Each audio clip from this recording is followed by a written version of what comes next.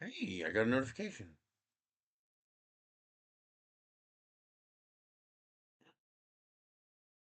Or did I? No, I didn't.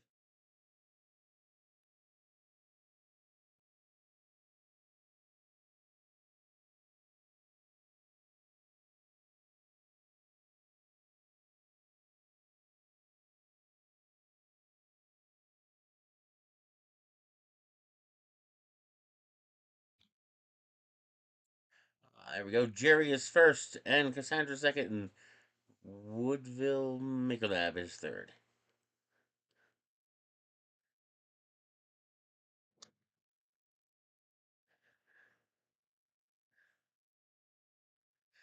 Oh, Jerry got in 2 posts before.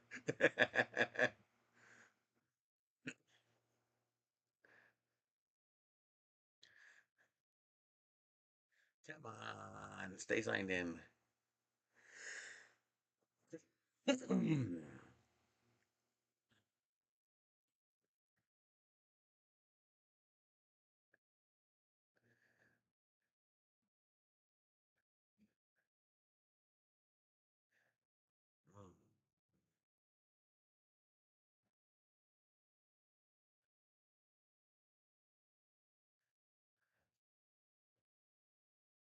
Let's send Michelle a link. Linky, linky, linky. We're going to copy.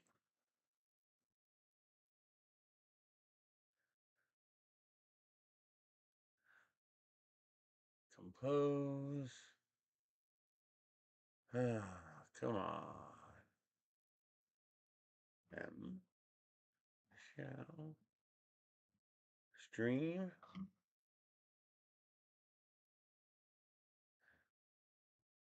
A bear video. I saw something just got posted. Yeah, that's any. Hang on. Think about that logically for a minute, Cassandra. Um,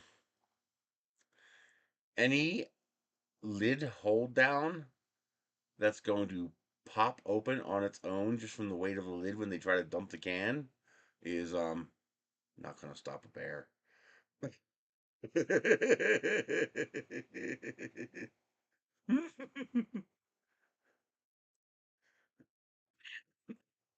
Won't even slow the bear down. I'm surprised the bungee cord stopped the bear. They're actually pretty damn smart when it comes to getting into cans. Wow, that's a legit bear. Holy crap, Cassandra.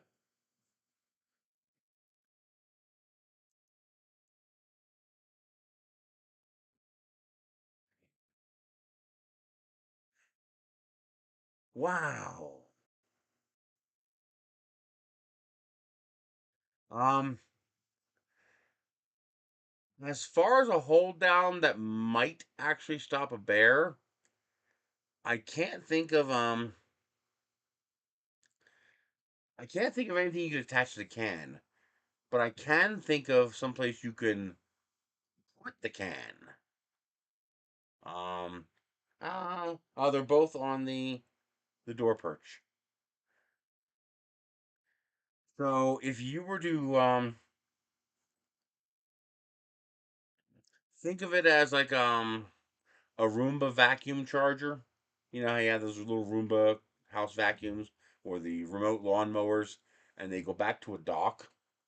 Well, how about a dock that has a bar on the top, and when you stick the trash can in that cubby, that bar keeps the lid from opening. This way you could build it nice and stout, yet still have the sides exposed, so the trash guy can still grab the arm. Now that depends on. Okay, so there's two kinds of trash arms that I've seen. You've got the telescopic arms, the arm that reaches out, grabs the can, pulls it back, and then lifts it up. That'll work.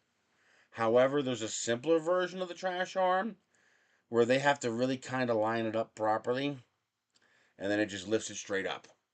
That is not going to work. Um,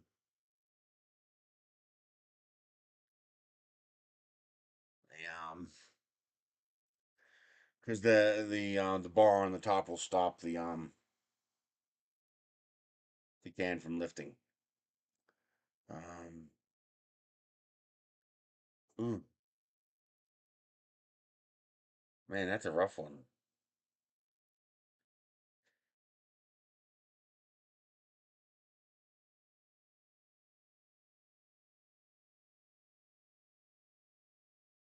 I know one way that would work. That guy from New Zealand who stops the cats from going through his yard. He has the sensors that spray the cats with water.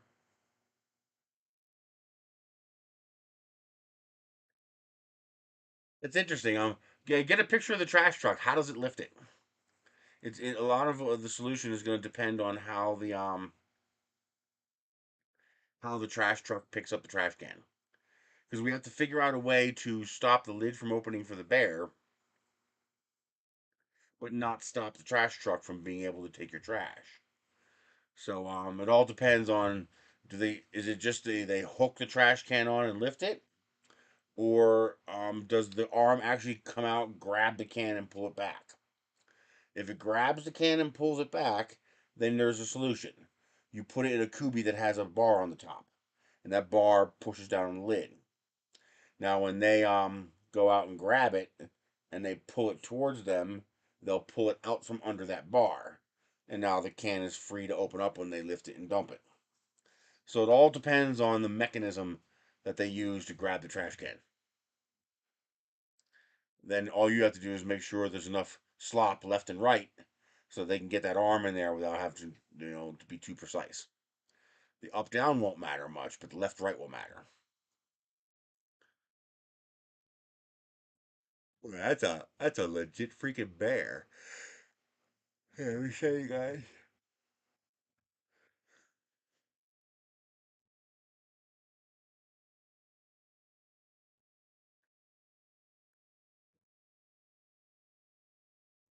Damn.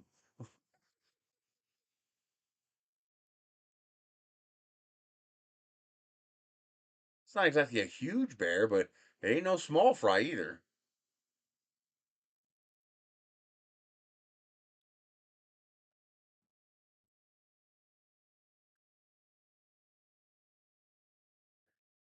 I would love to cuddle up with a bear if only I could figure out a way to do it without dying.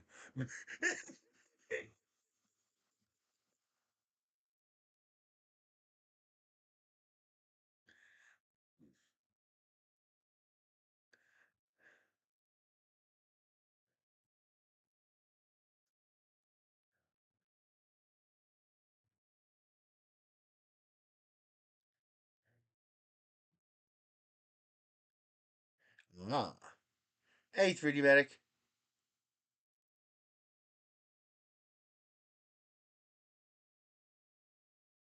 So the idea I'm thinking of here, let me draw something out.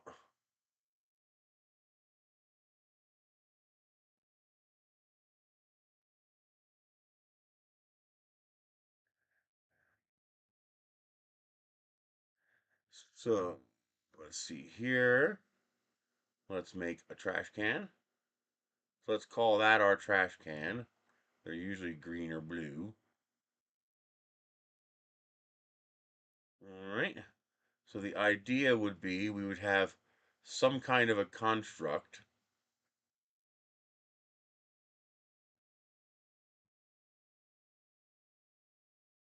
like this.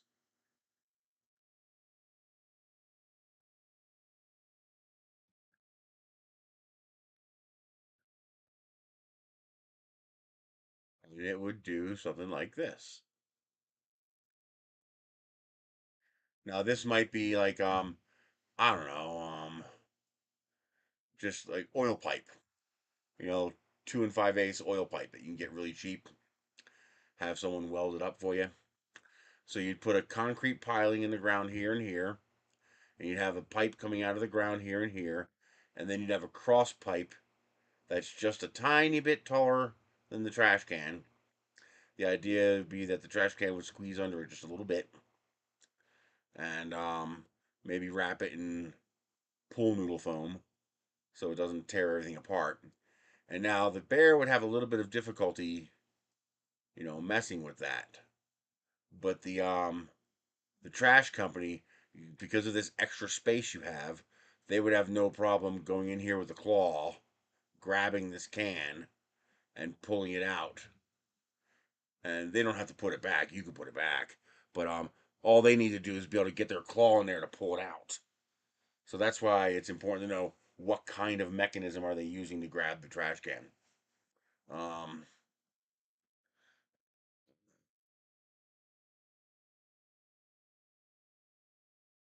let's see.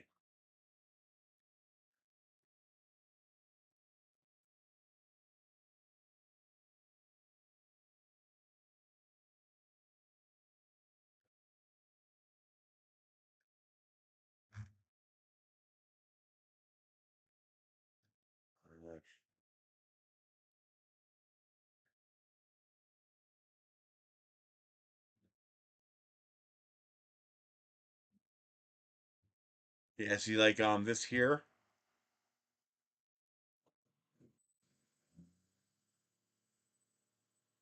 Yeah, come on.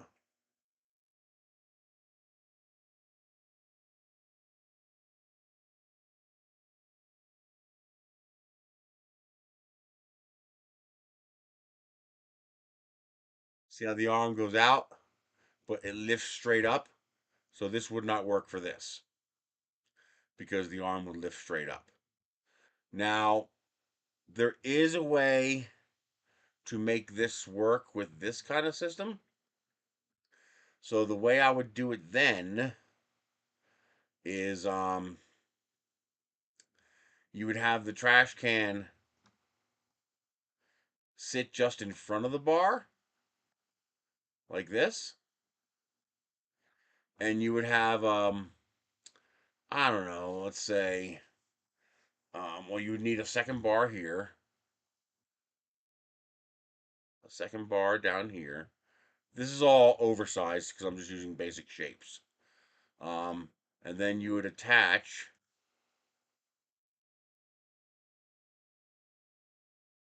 a bar like this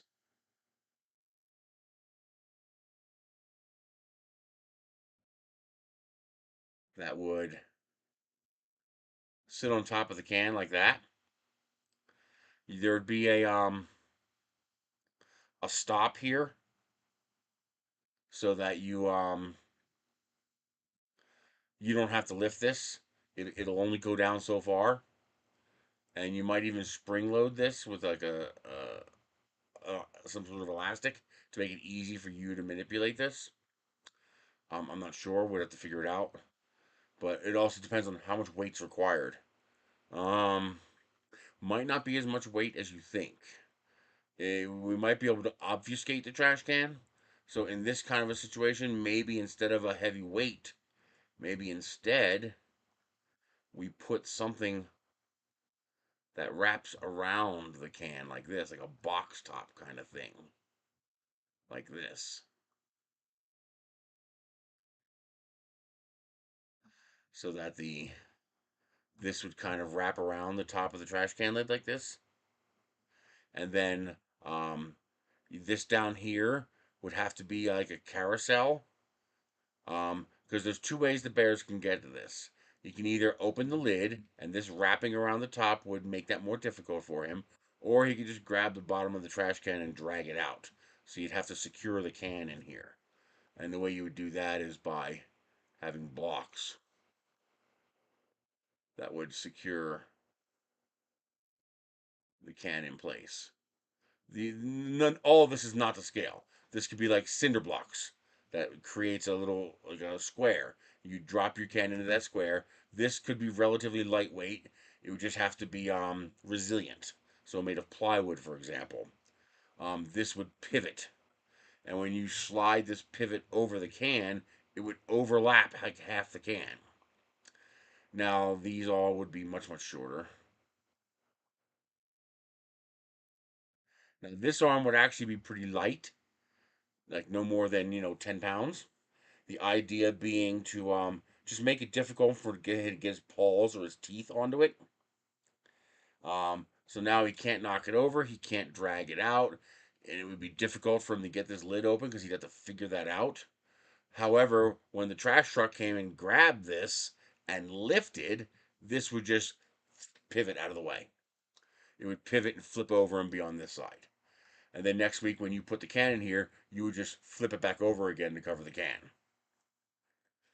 Um, you could just make this out of 2x4s, but the reason I would also have plywood on top of this is to not give the bear anything to grip. If it was just a 2x4 frame, he could grab it with his paws and bite it with his mouth. But if this were like a box, it'd be a little bit more difficult for him to grab a hold of it. Um, and yet, if designed right, the trash truck could grab the can, lift it, and this would just flop and flip over the other way, out of the way, um, and they'd be able to dump your trash. That is one. This looks huge. This does not have to be this big. These would be, you know, more like this.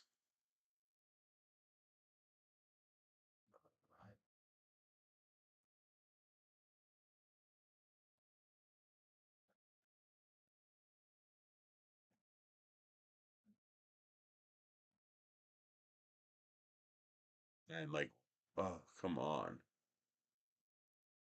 I'm like way overdoing this. Like that.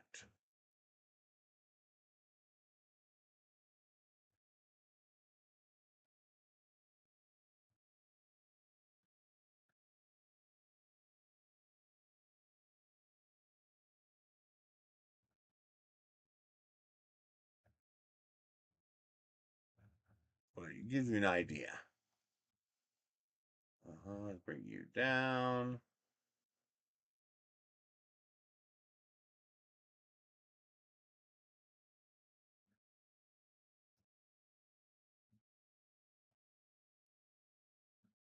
But you see what I mean? Do you see what I'm getting at?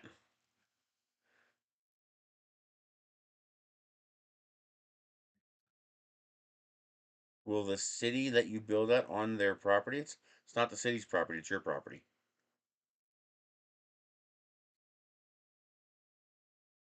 That's all right. Random topics are fun. Hey, SPC.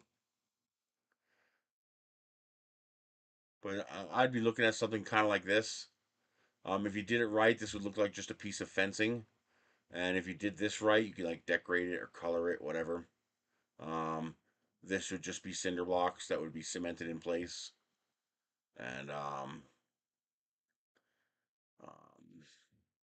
the idea is just to create something that doesn't look too ugly. And then this would let's see, let's do this. Let's do this. Okay, radius and transparent.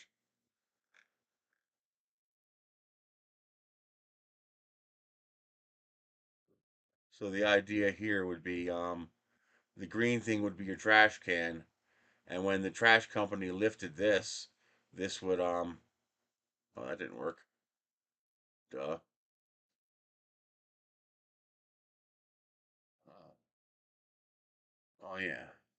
I thought I attached all this.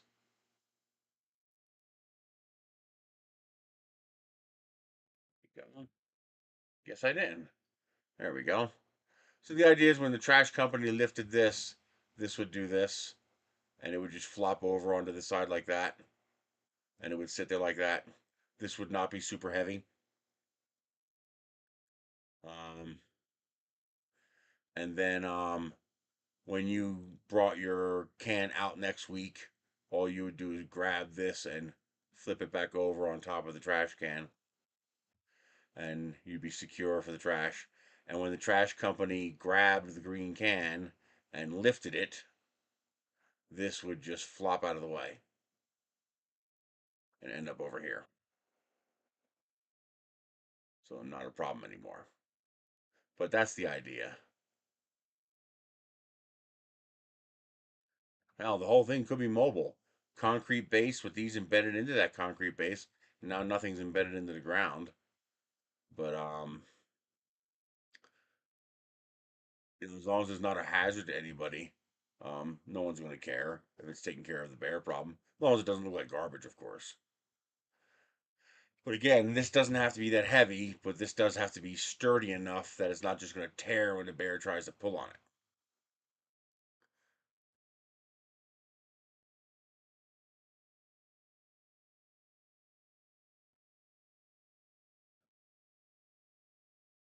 But yeah, that's it. That's the idea. You might even be able to do like a chicken wire mesh or something for this part here. If you talk to people, find out what do bears not like biting into. Like if they were to bite into it, they'd be like, "Yeah, I don't want to mess with that." So put that on this. Um,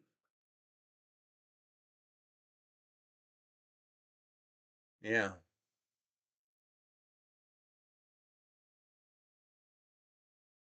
The only other thing I can think of is much more complicated.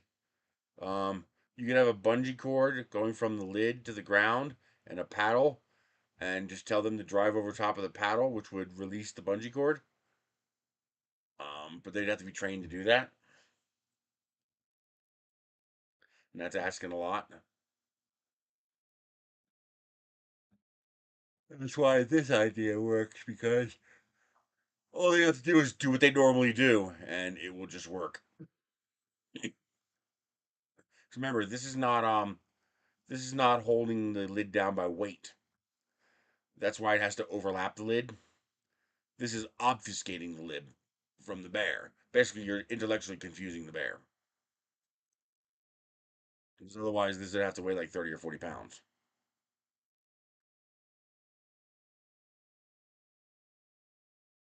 True. But you got to get up early enough to do that.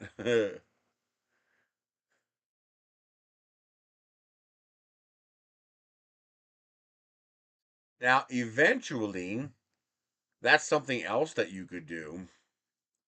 Um, now this is way in the future. Okay, this is something that might even have to be integrated with the city. Imagine a little metal shed. So something like this.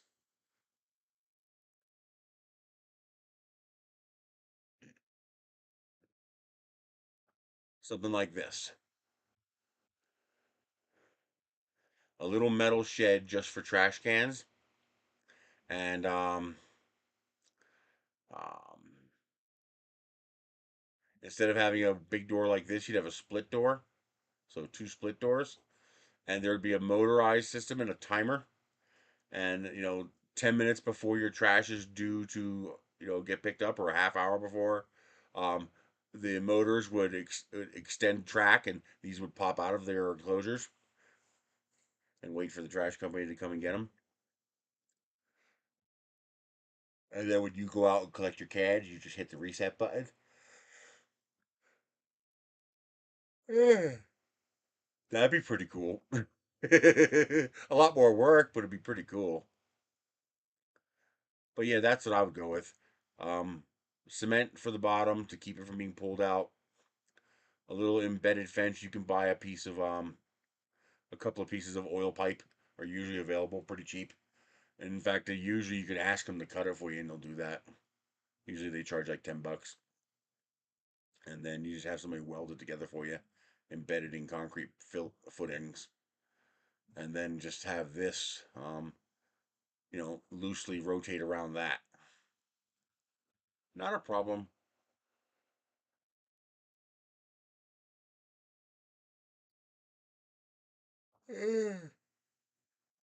So today I finished the tulips, and they actually came out pretty damn cool. So I started with You know, this the standard tulip, and I'm gonna keep this one too. So it's just the tulip, and it's all one piece, and you print it all one color. Um, then I wanted to do a multicolor one, and since I was uploading the files in multiple files anyway, since Tinkercad was giving me a balking at me about merging them, that was pretty easy to do, and I got this one, which came out really nice, by the way. So this is a multicolor print, and the leaf just fits inside. And this took 15 hours to print, and it used 3 times the amount of filament for all the purge waste. Um, I used almost as much purge waste making this one print as this printer has used the entire time I've had it. Yeah, it was a lot of purge waste. Like 600 grams of purge waste, or 200 grams. Yeah, 227 grams of purge waste for a 80-gram print. Uh, but it came out very cool. Now, doing this multicolor print though gave me an idea. See, when you look inside here, you don't see much. But when I did this one, I saw that. And I realized it wouldn't be very hard to make this a multicolor print without having to use an AMS type system. So the question then becomes, I started doing this. So I did one single color swap. So it would print this, and then it would print this. So one color change. And then I print the contracting petals. You print them as individual petals, and they fit perfectly right inside there. You just have to glue them in place. Okay? They just fit right in there. And you glue them in place, and you're good. But that's work. It's also using glue. I don't want to. Um, so I started trying to come up with ways to add a ring to it so they could fit in here. And I eventually did figure out a way to do that. I tried clips, I tried friction fitting, and eventually the best way ended up being the way that always ends up being the best way, and that's threading it. Threads always end up working the best. So now I print the flower as 3 separate pieces. So you have the base that includes the socket for the the stem, which prints in green. This prints I'm using a 0.8 millimeter nozzle for everything. This prints in vase mode. It's got 3 little bulges on the side here to strengthen it and give it a good friction fit inside of here. I also print the spikes.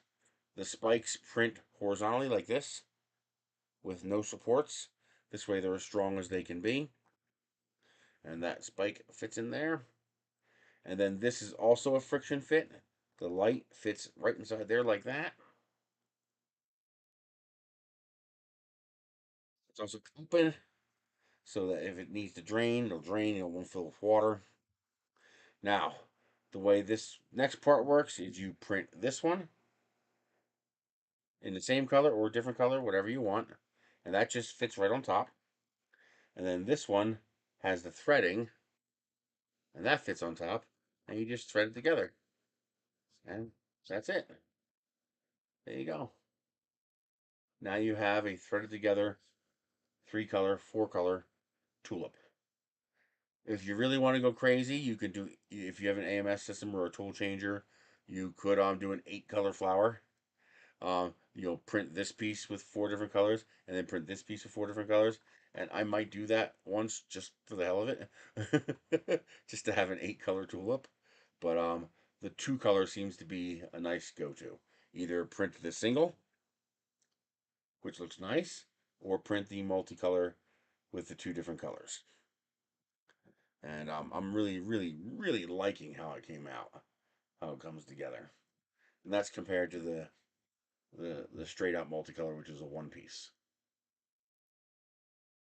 And I think this looks fantastic. I also made the little green leaves for the side, and that just clips right on. There you go. That just snaps right in place. and it fits right over top of the shaft.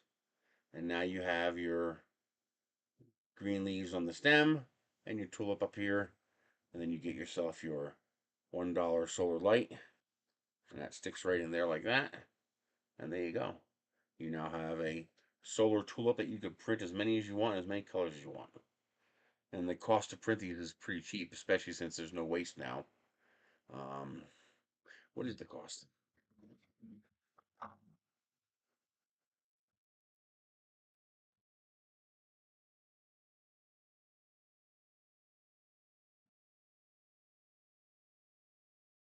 And you could fit 8 of those on the bed.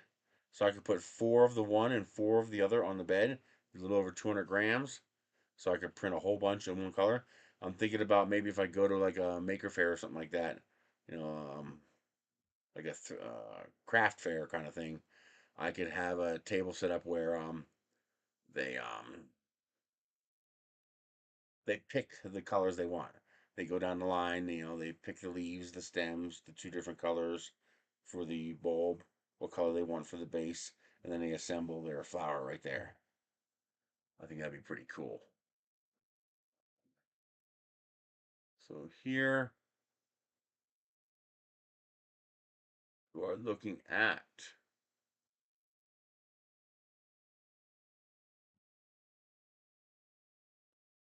what are they tearing apart? It's so loud. 23 grams, basically nothing. This one is 29 grams. Let's call it 52 grams. Then you have this part. This takes a little bit more. That's 38 grams. So it's 50. So let's call it 90 grams total for the flower itself. And then almost nothing for the rest. What do I? Oh, here I have more. So here's the spike. That's going to consume 6 grams. Oh, I do not want to do that.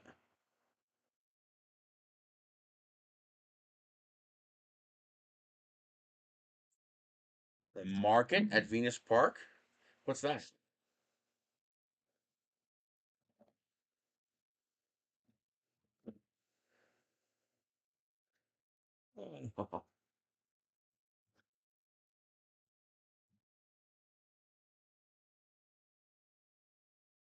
So that's about 100 grams. And then we have, oh, I don't see the rest. Well, it's not much. It's probably about 120 grams. So about 120 grams per flower.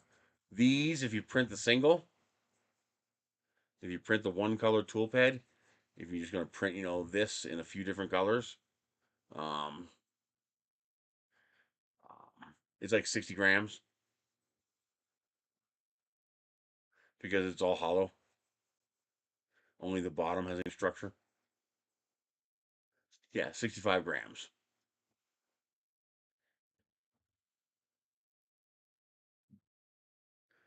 And this is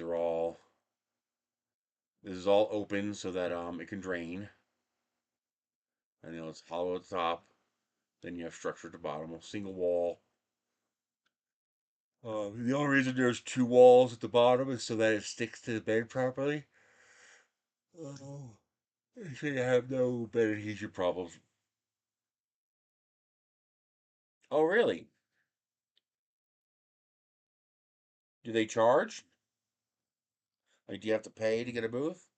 Are you allowed to sell stuff?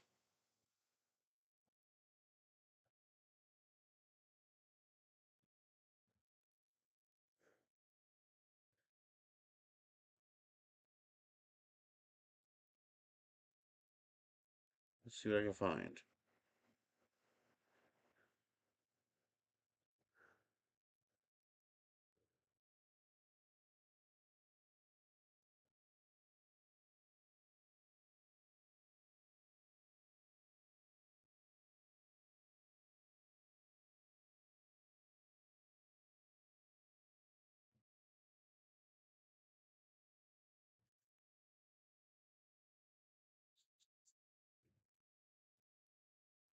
Every Sunday, Venus Park, starting the 12th.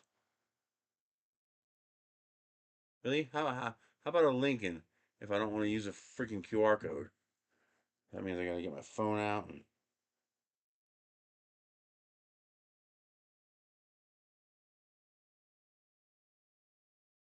what a pain.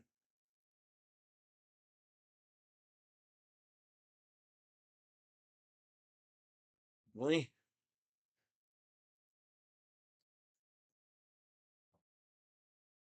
It's not working.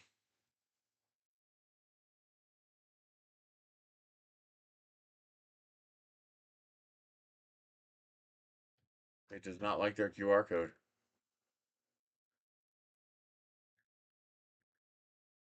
Really? Come on.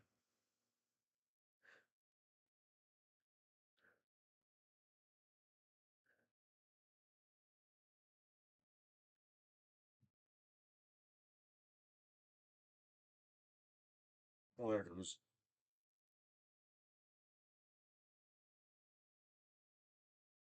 Okay. Let's share this so I can look at it on the PC.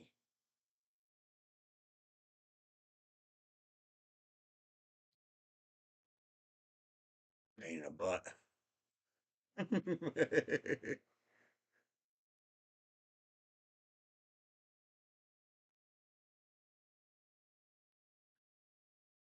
And it never shows up as received. I have to go to my sent folder to get it.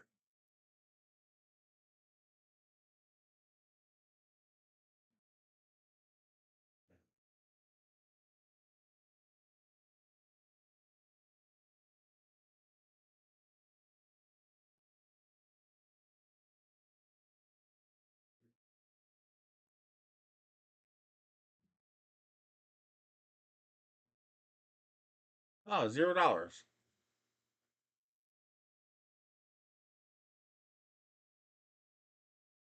Oh, you need a business license? Really?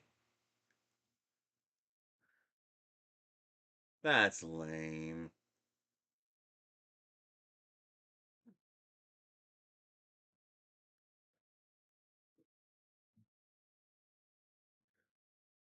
They could easily waive that nonsense.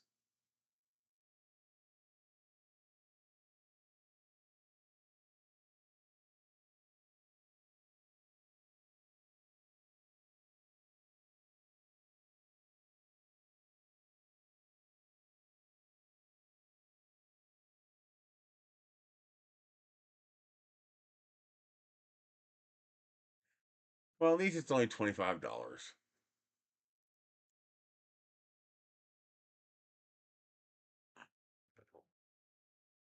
And they don't charge for the Venus Park thing. So I guess that's not too bad. It's a one-time $25. It looks like you have to have if you're going to sell anything. It looks like you need a business license, so a business registration. That's $25. But it looks like the actual Venus Park event itself has no charge. This is like when we go to um the Rocky Mountain Rep Fest. If you want to sell stuff, you need a tax license to sell stuff. It's $25 there too. So that's not too bad. Cool. I might have to try that. And the problem is Walmart stopped selling the solar stake lights.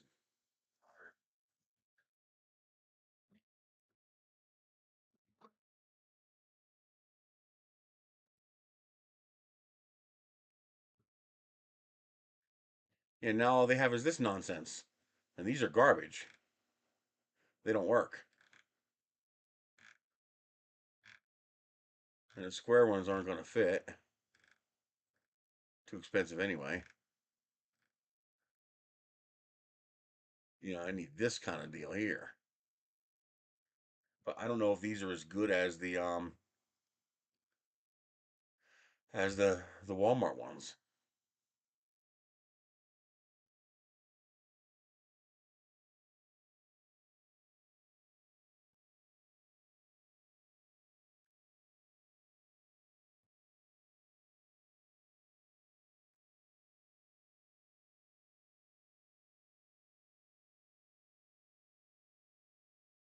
says 1.2 volts, but doesn't say if it's nickel metal hydride or NiCad. Probably um, nickel metal hydride.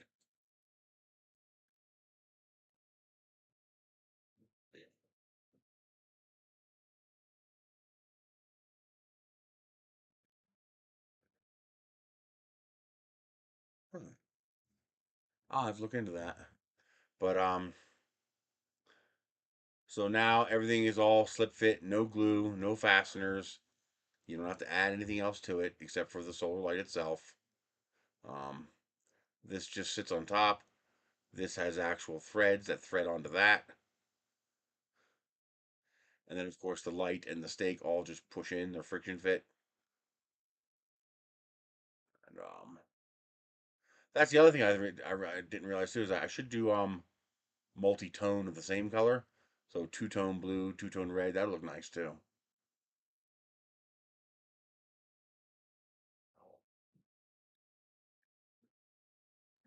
And something else I forgot is how good purple and yellow look together. Purple and yellow look really nice.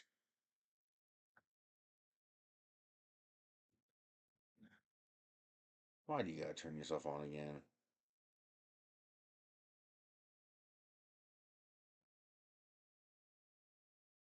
Hate when it does that.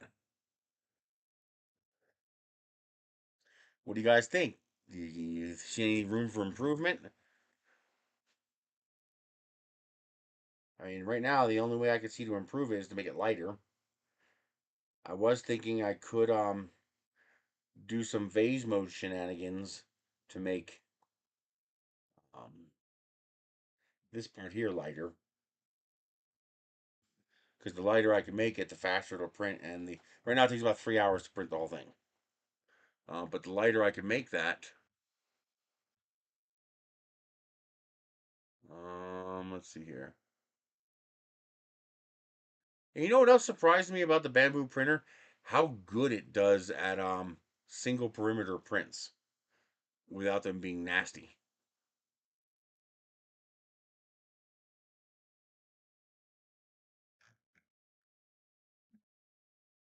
Okay, so right now,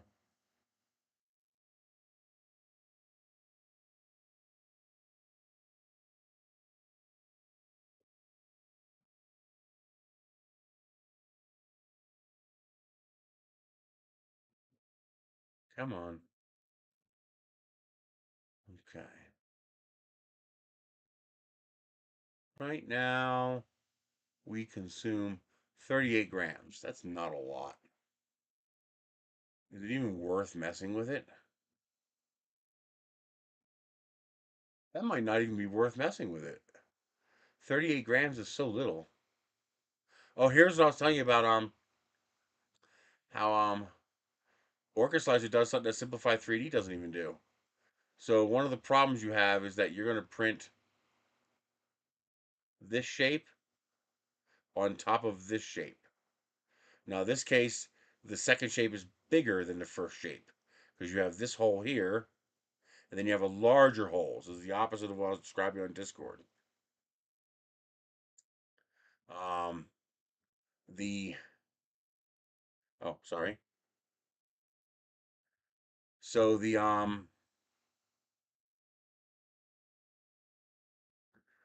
one of the problems you have is that you have to print that first bottom layer right there before you get to the actual print. Normally, this would print just like that. And that's why I increase this to 30%. That's why I go from 15% to 30% so that there's more support for this to print on top of it. Otherwise, these ends are just floating in midair.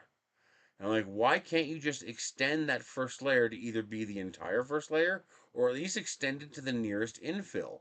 And Orca does that. Look at that. I didn't create this. Orca created that. So see how it goes to the infill? It goes to the infill. It goes to the infill. It's smart enough to extend this layer like a infill support bridging layer. And it extends that to the infill so that when it does print my bottom layer, it has full support underneath it without it being a problem. That is awesome. That is very, very awesome. Now there are some things I still can't do in Orca Slicer for some reason, like switching back and forth between regular mode and vase mode. For some reason, it still won't let me do that. I still have to use Simplify 3D to do that. But here's the other problem I was describing. So let's describe that. Fuck. Really? Why'd you do that? You know something? Go away. New. Okay.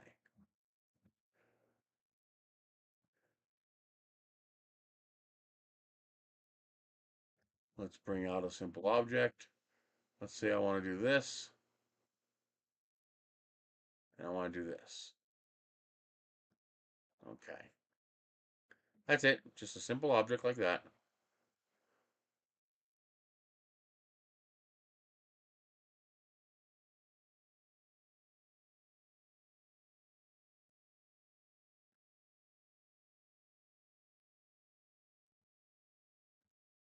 So here we go. Simple object. Just printing that on top of that. And we're going to do just a standard print. So let's do 3 wall loops, 3 top shells, 3 bottom shells. That looks fine. 15% infill. Slice. Let's see what it does. See? Well, it did do one solid layer. So it does one solid layer. But then why does it do this? Why that?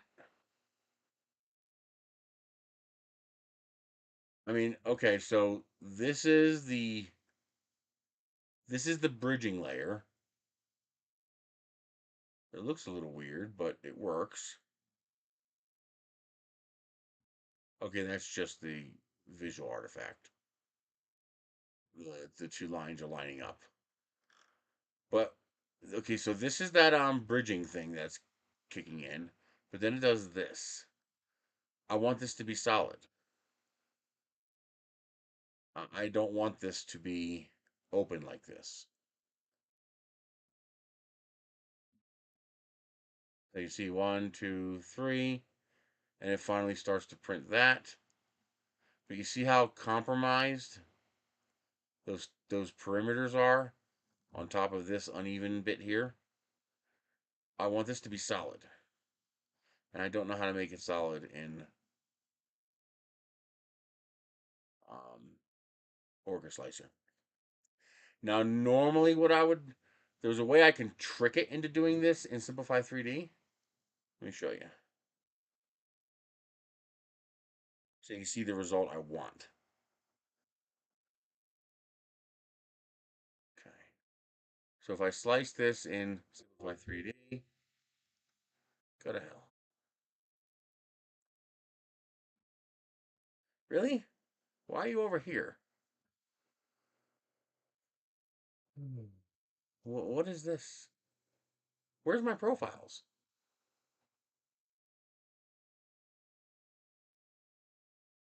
Where's all my profiles?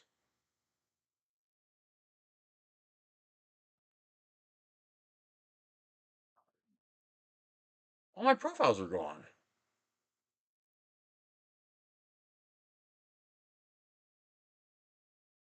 Ooh, something reset my entire setup here. Something borked my entire setup. I have no idea what. Great. Yeah, everything got reset. I don't know why. It shouldn't matter for this. So you can see here, this does the same thing. See? It tries to print that. Um, no, it's not a multicolor print. This is not a multicolor print. The colors you're seeing are the different speeds and what it's doing. See here? It's not a multicolor print. Now, this would print just fine because it's got so much infill. But this print doesn't need that much infill.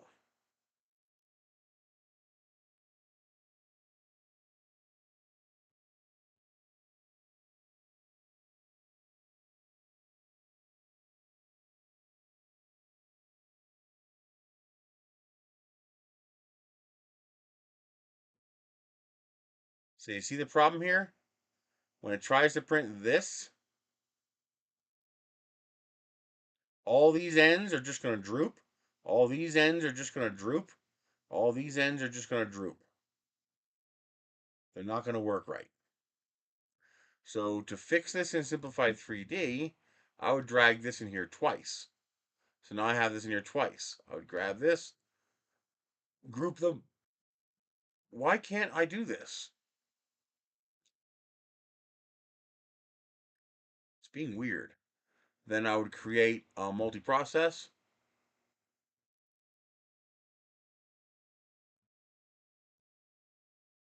Everything keeps going off the screen.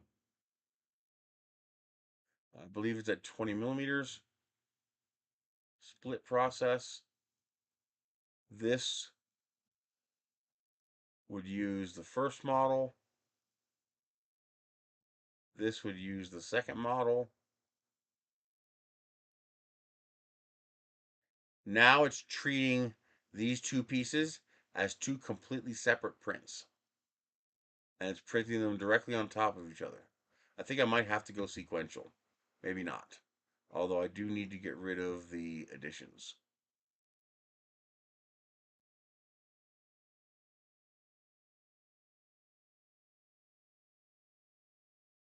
See? Now I got 3 solid layers. Then it prints this with the 3 bottom layers. And then it prints the rest of the part. See how that works? The reason I want that is to make sure I don't have to use more infill than I need for here. I'm exaggerating this just to show the point here. But the point is, that will work. The other way won't work. I get my 3 nice, clean, solid layers so that when you do print this, it has something solid to attach to. How do I do this in Orca Slicer? How do I make it give me my 3 bottom layers, 3 top layers, without doing this garbage? There's like nothing attaching this to this. There's hardly anything attaching those two shapes together.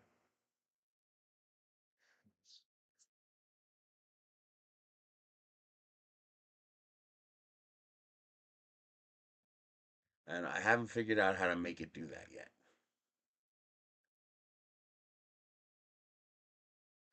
So, I gotta figure it out.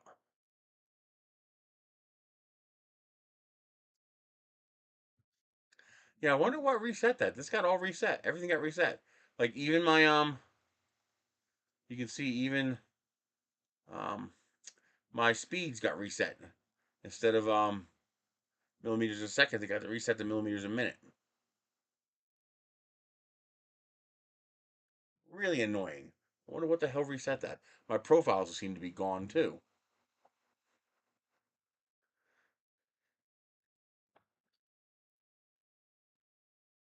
Um, I haven't played around too much with the settings because they're working. Hey, Mike. I love the fact that it does that extra bit to support it. That's really fantastic that it does that. Uh,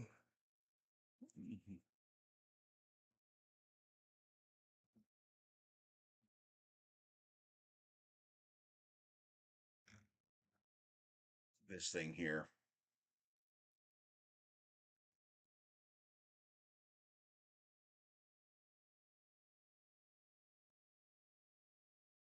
That bit right there. Is there any way to click up and down? Like, how do I go up one layer without using the mouse? I know the mouse wheel doesn't work. Oh, yes, it does. That didn't work. Oh, depends on where the mouse is. If the mouse is over this, it doesn't work. But if it's over here, it does. Okay, never mind.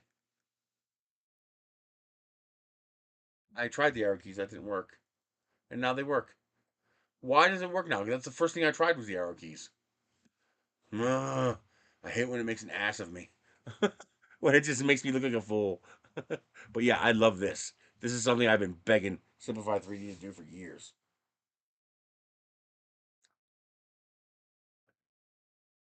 That's the nice thing about open source software is that all it takes is one person to go, "Oh, I can do that."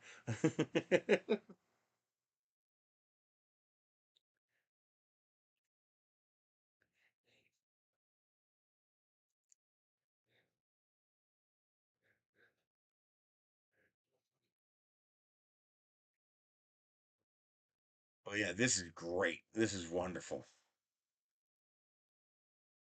I mean, that's exactly what it should do. Very nice. And now, see here, it's doing it. Well, see, no, it's not. It's partially doing it. See, I come up here, and it does this weirdness.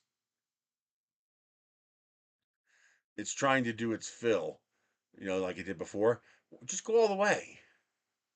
At that point, I mean, just don't half-ass it at that point. But yeah, in general, it does a good job. And the seams seem to come out really nice too. Whatever this scarf seam thing is, it works pretty damn nice.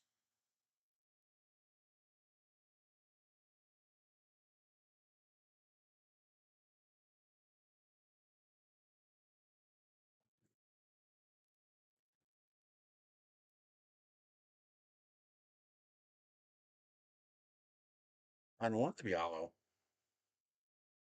That's why. I don't want it to be hollow. And that would require the bottom of that hollow to be at the same layer as the top. Otherwise, you're just not going to get your top. It's not the same plane.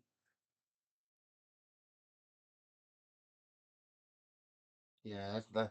I mean, that might work for a specific case scenario, but that's not what I want. Hmm. Annoying.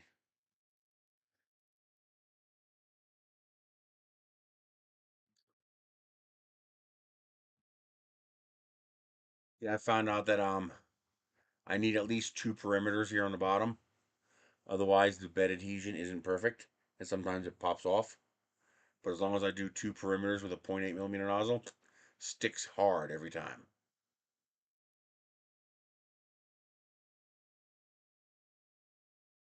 Hmm.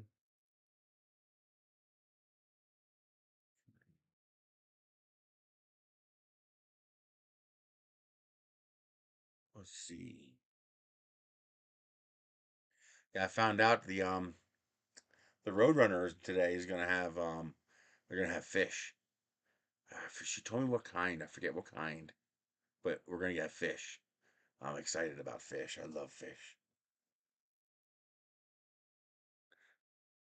and we're gonna have eggs and bread. I'm hoping they're gonna have a little more butter. I got a whole bunch of butter in the freezer, so I'm gonna stockpile that for a while. It's nice to have butter. Uh, Annoying.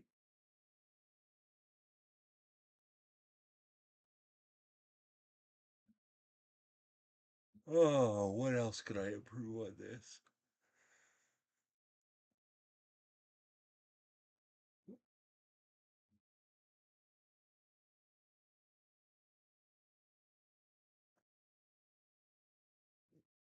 Another thing I want to work on is finding an appropriate set of either USB or battery power LEDs that I can load this from the bottom. So for example, right now Right now, this is sealed on top. That's for several reasons. One, that gives me good bed adhesion. So I can print this with no brim or anything, and it prints perfectly fine every time. Um, so I have to figure out a way around that because it might not stick perfectly if I don't print those bottom layers. But I'll try it with 3 walls, see if that's enough. Enough, it's 2.4 millimeters, so 4.8 millimeters on both sides. See if that's sufficient. But the idea is that this is hollow all the way through. Okay. So if I were to get rid of,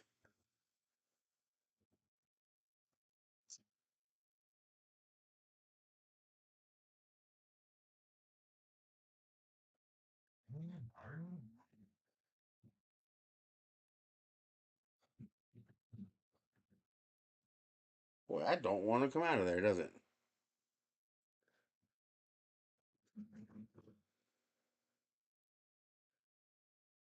No, no. The whole point though is by getting rid of that, when you put this in here, you can now feed a wire up through here and add the LED in here, lighten all this up.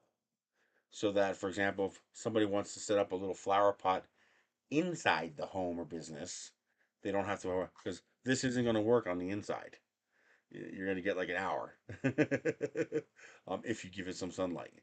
So this works outdoors, but doesn't work indoors. So if I have it hollow going up the middle, that's one of the reasons why I made this whole thing hollow, is that I just got to get rid of this so that you can run a wire up the middle, and this way the wiring is hidden. The wiring is in the pot below.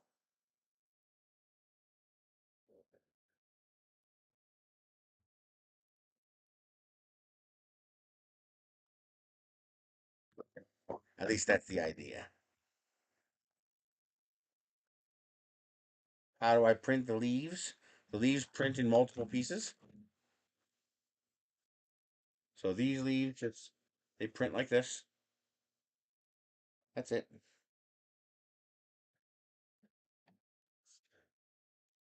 They print in single wall. This prints in vase mode. This is threaded on. So this just unthreads, and this is 2 pieces.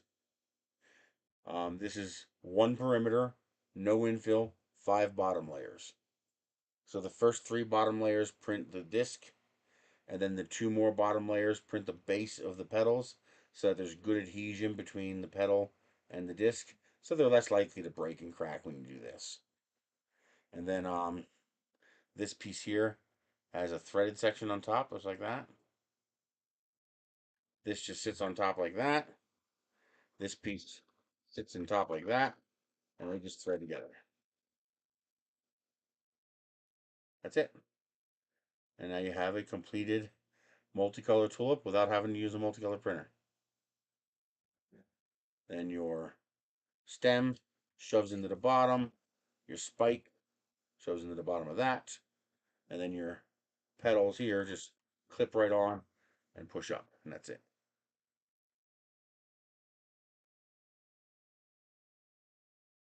I've got like a gazillion of these.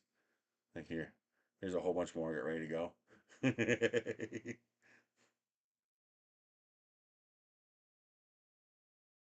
I got a lot of these printed out.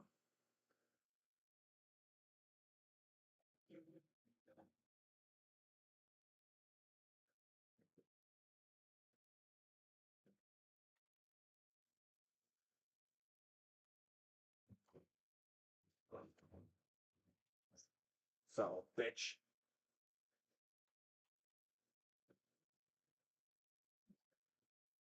Yeah, really? You're just gonna push me like that, huh? Yeah. I printed out a whole bunch of them. I just gotta find my bag of LED lights that I have around here somewhere, and just start filling them with LEDs and sticking them out in the yard.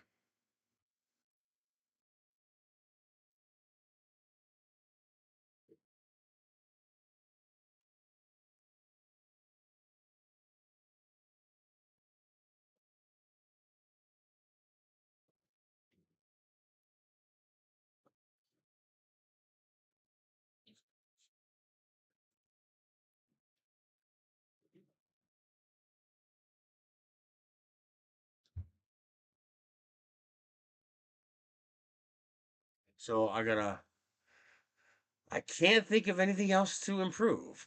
Um, I think that's about as good as it gets.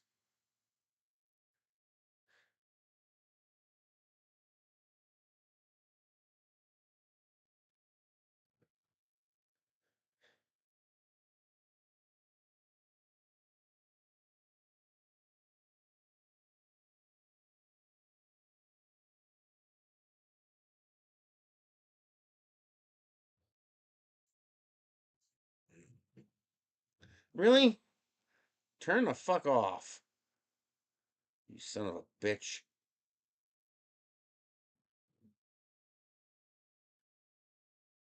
Okay. Let's organize the files. Solar Tulip.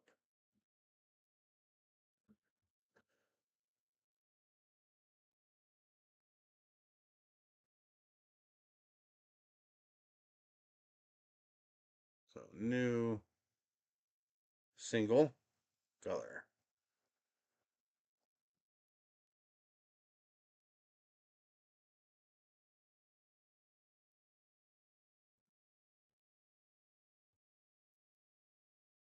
Multicolor.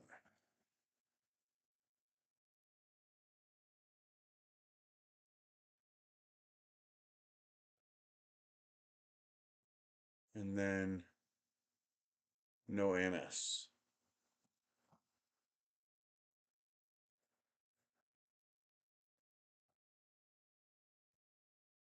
Okay. So that's going to be these three files right here. That's going to go in the no AMS. And then these are the 3MF files to go with it. Okay. Now, they all get the stem and the spike.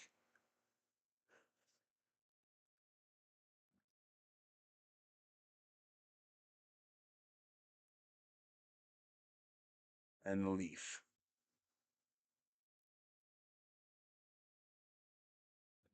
I don't know which is which.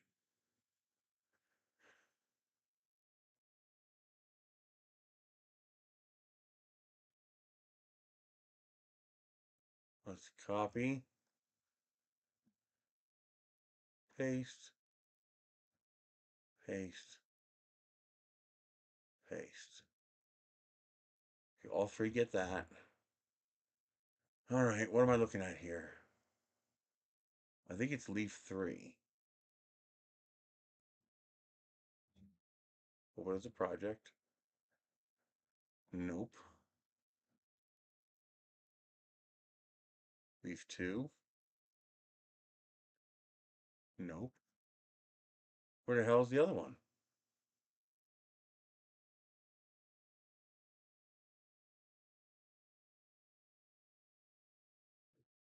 Oh, it's not here. I messed up somewhere. So all these are no good.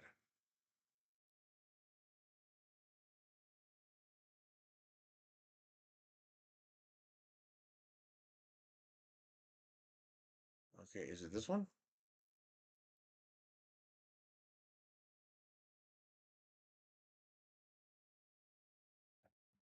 Uh-huh. I think this is it.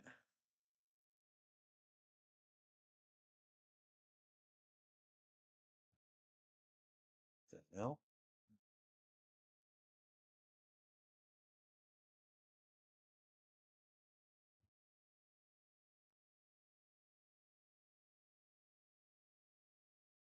Yeah, that looks good.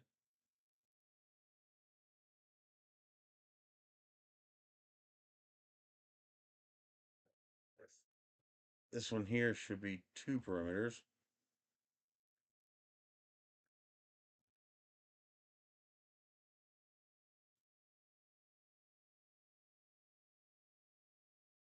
Okay.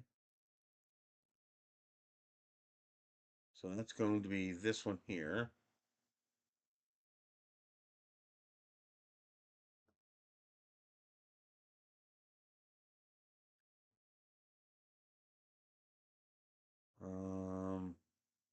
So that's going to be the single color. And this is going to be, no. The fuck are you doing? You're doing something. You were thinking about it, and you're still thinking about something. I don't like when you think.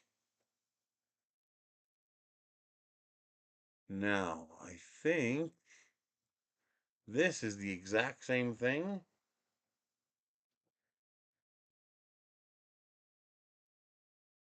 Where I just pick different colors. Yeah. Okay. Yeah, solo tulip 1, 2, and 3. Okay. All right. So this one here, multicolor, and then 1, 2, and 3. Okay.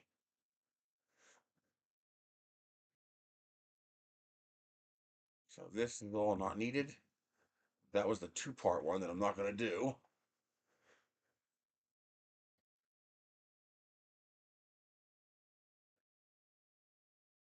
Screen. I'm sorting my files so I can get them uploaded to Maker World. Actually, I will be right back. I gotta go to the bathroom.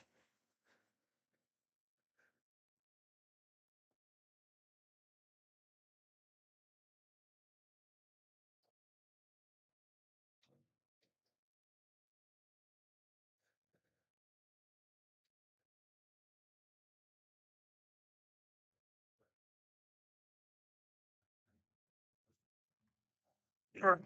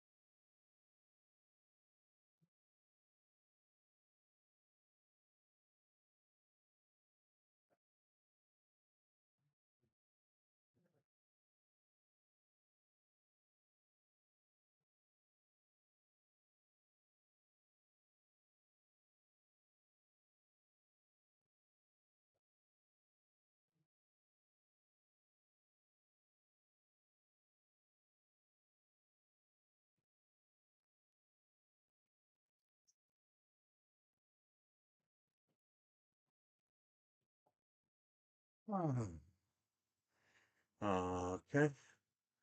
So let's double check. 3 pieces of the tulip. I should be able to. I should be able to export that.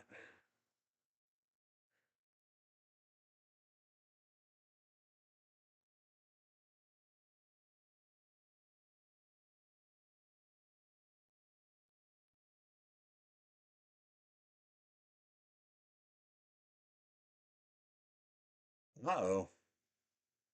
That didn't work.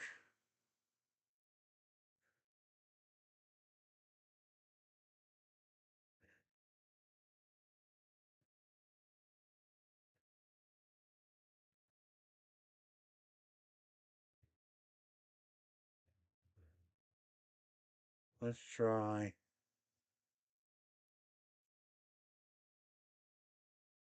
export as one STL.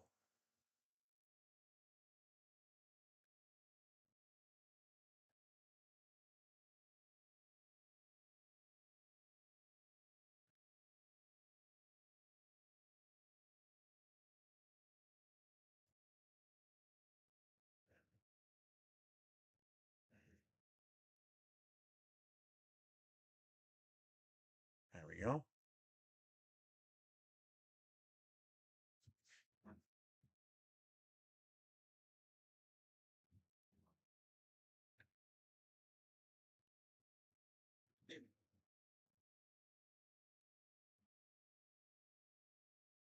Okay.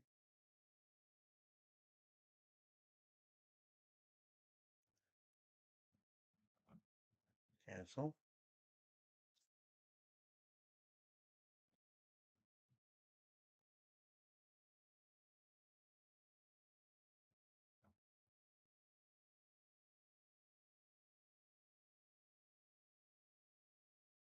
Now I should be able to replace. It won't let me replace it. Why not? Because it's multiple? Oh, that's annoying. Um, we're gonna leave it alone for now. I don't feel like redoing all that. Okay. Yeah, that includes the STL files.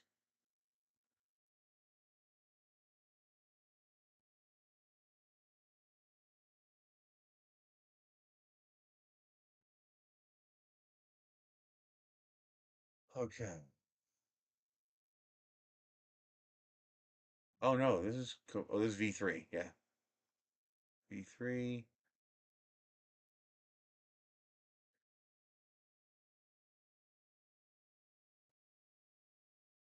Okay. What are these? Nope, I don't want that one. I already saw it. That's extra.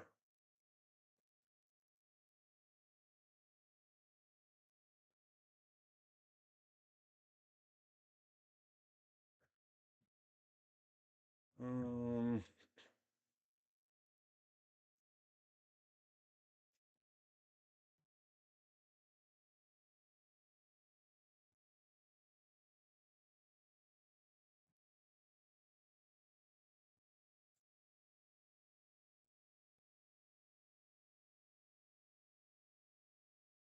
okay.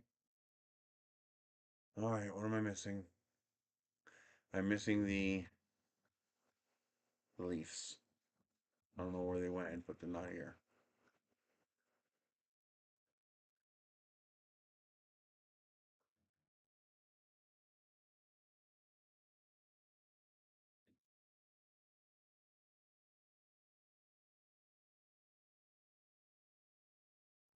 Okay, that would be these.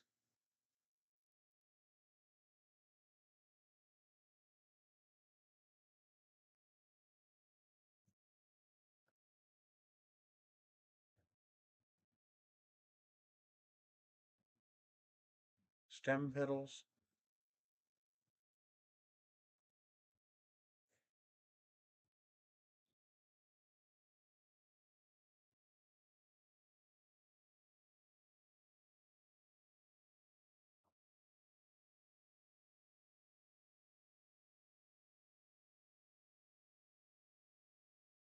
What's this? Huh? Oh, that weird download I did.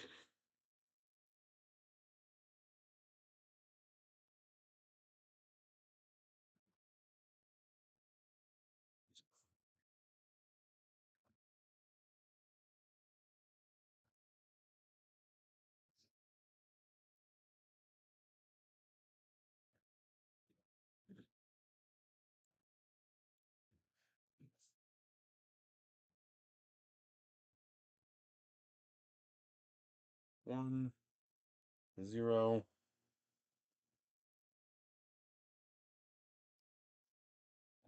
3.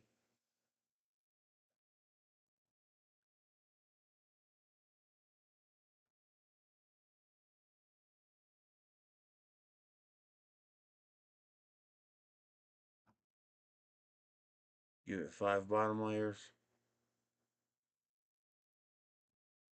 Okay.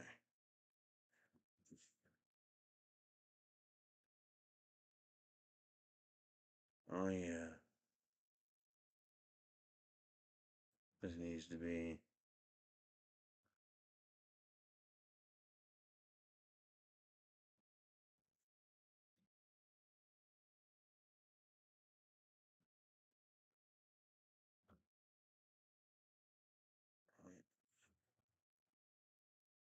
The file.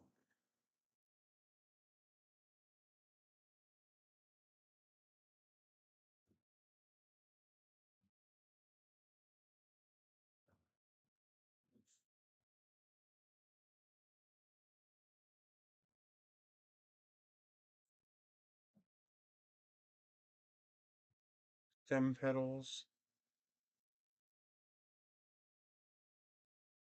Okay.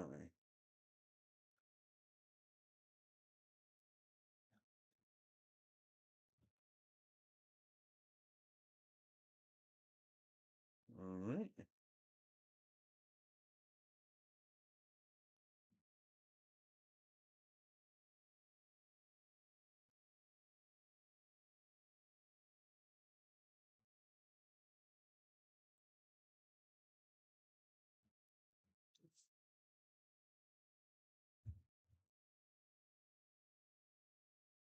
Okay.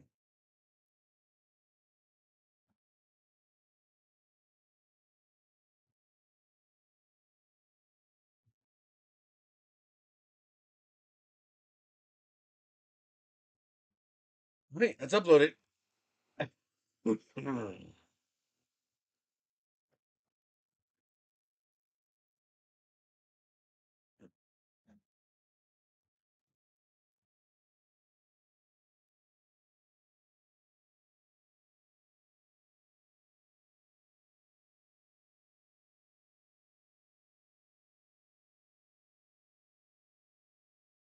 Really, that flies? Wow. It's kind of hoping to see a video of it flying. Oh, there it is.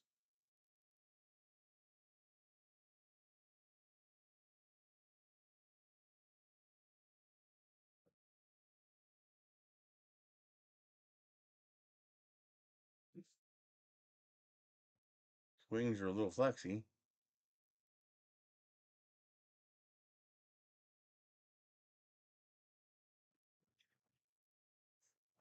Hmm. Cool.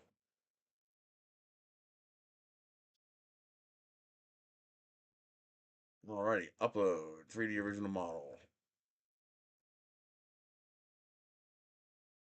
Yes.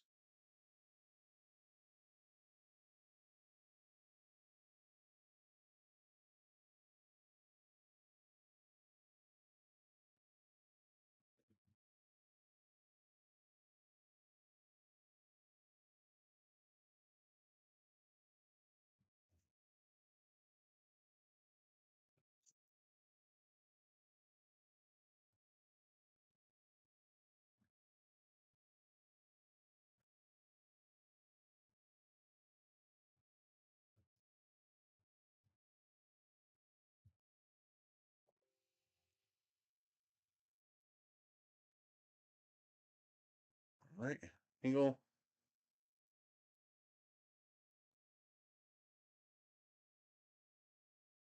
multi,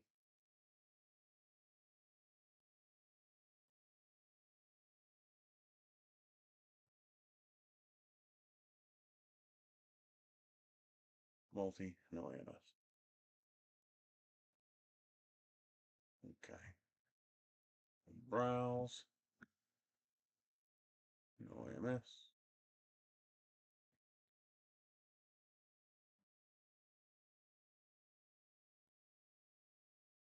Browse.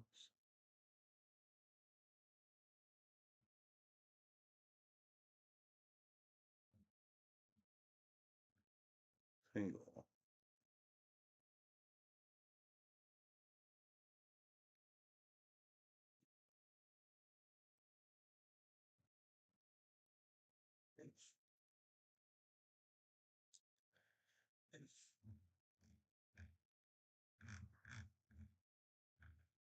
Okay. No. No. Gotta wait for it to finish.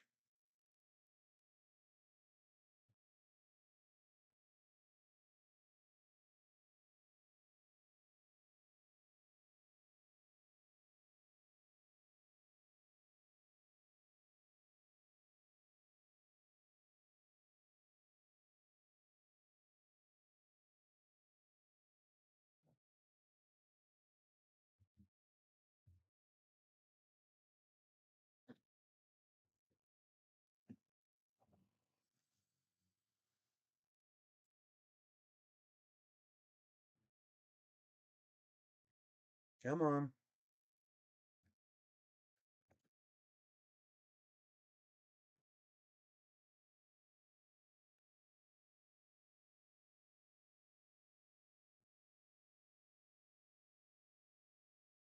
Come on.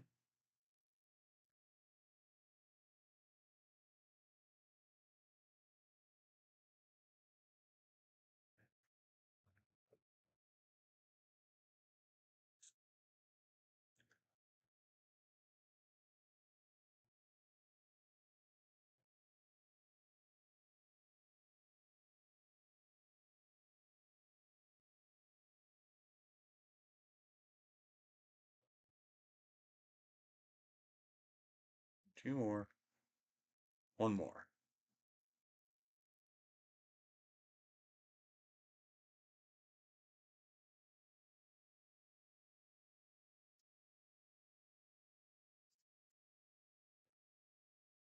Come on.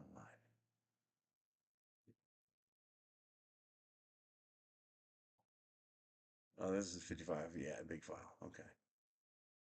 Next step.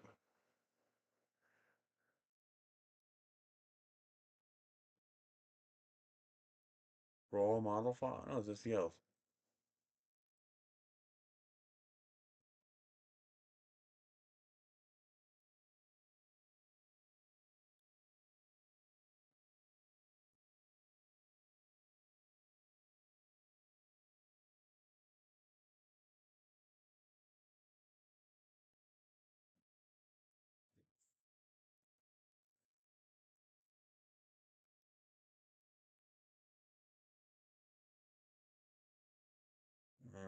I can't rotate.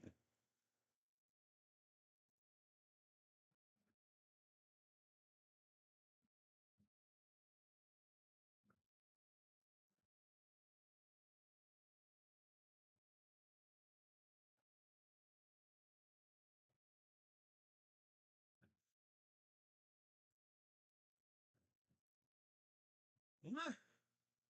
Oh, look weird for a second.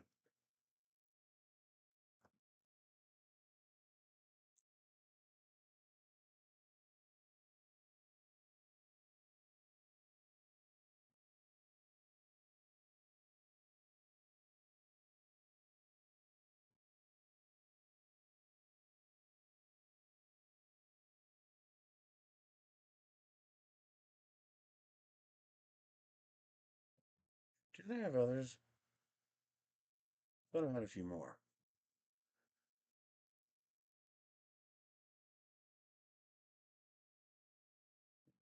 Well, maybe I never uploaded them.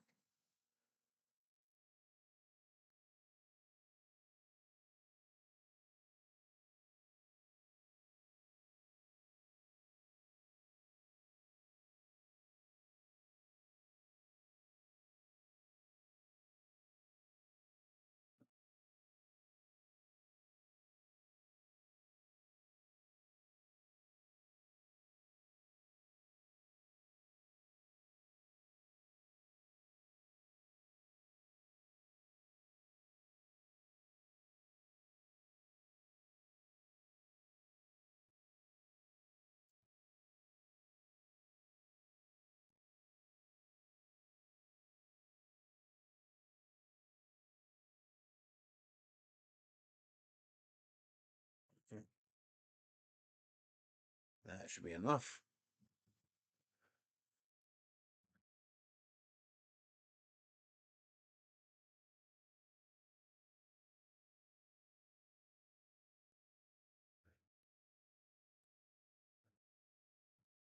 Download.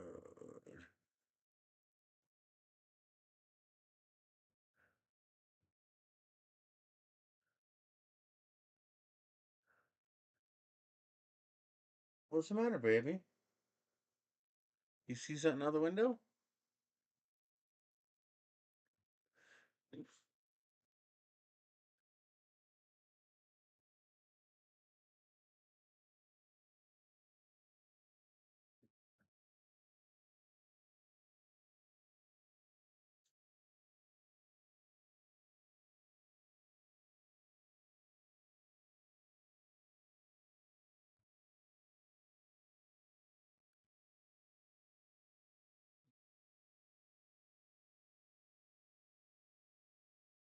Alright, that should be it.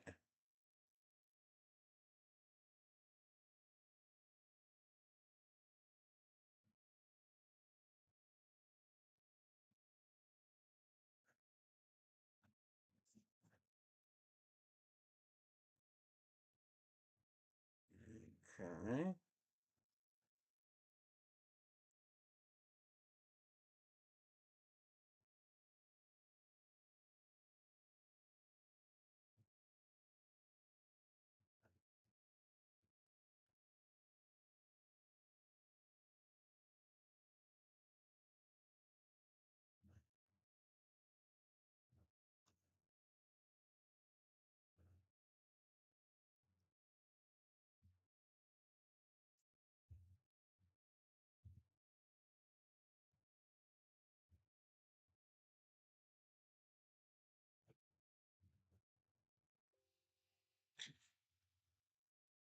Where'd it go?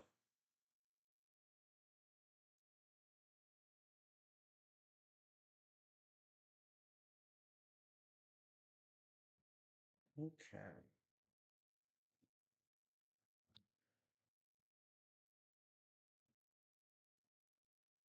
Solar tulip. I guess this would be household decor. Probably more like household garden.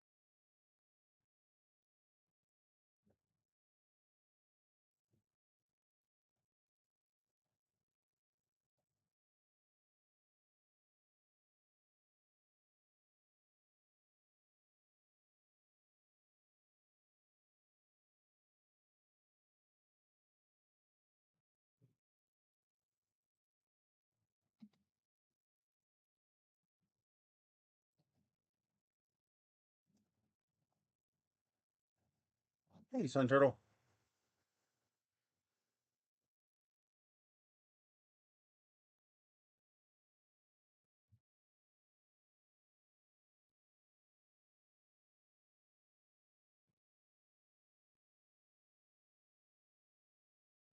Okay.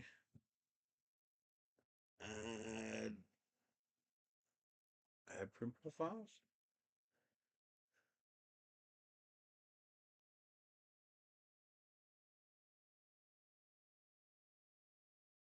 Yep.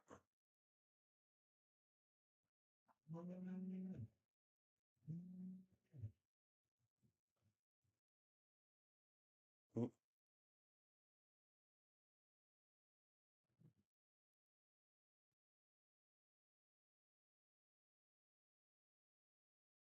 Okay.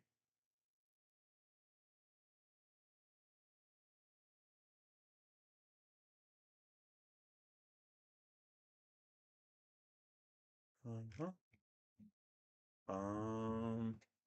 Publish.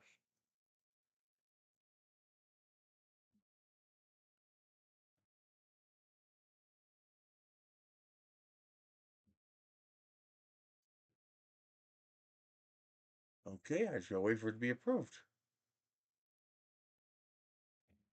Can I replace this? Yeah, I can.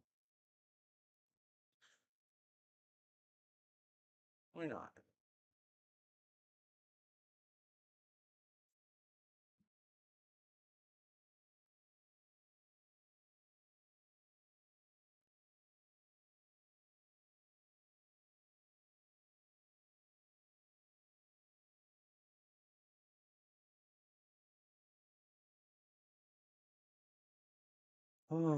So all I gotta do is wait for it to be approved, and we're good.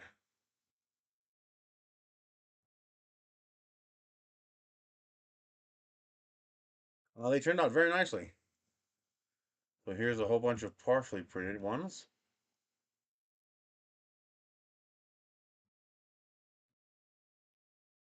I have single color ones, where you just print the whole thing in one color. Then I did one with the AMS in multicolor. Took a ton of time and a ton of plastic, but it came out pretty cool. And then I figured out how to do the whole thing without wasting all that plastic. Not that one. Do this one.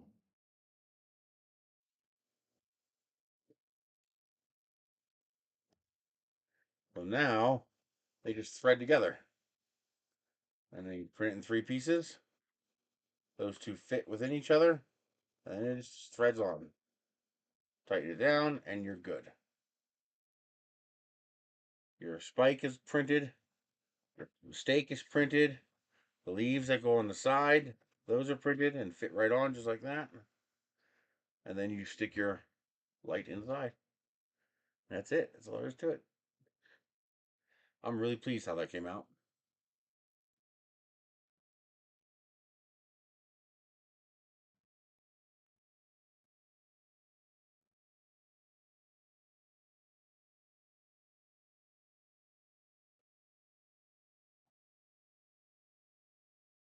Been waiting for it to get approved so I can post a link.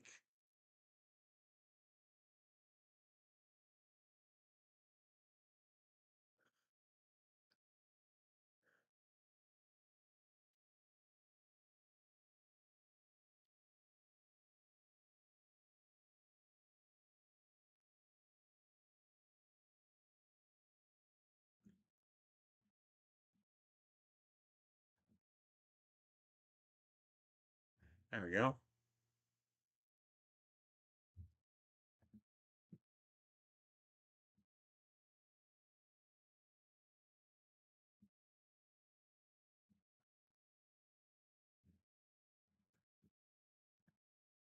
Copy. Let's go here. Edit.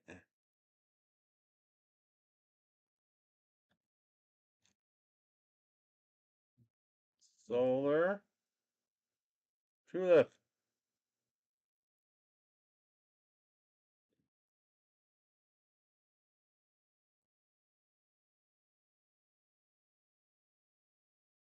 I don't need that. I just need that. There we go. I was just pasting a link into the description. And pasting a link for you guys.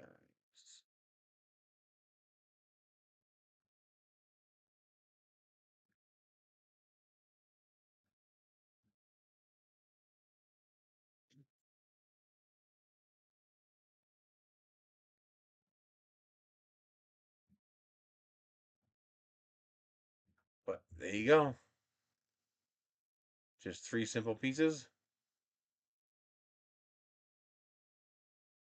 That one just slips on. That one threads on, and you're good.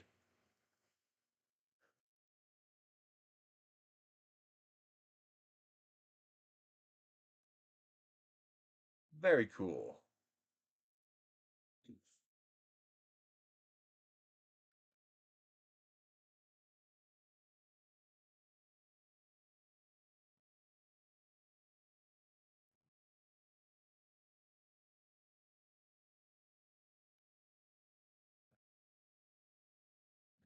Um, how do people know what they can download?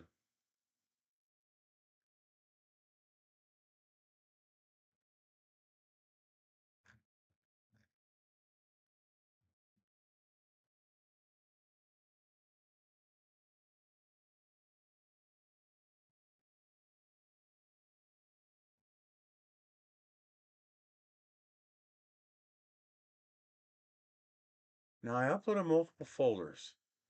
How come I don't see those folders here?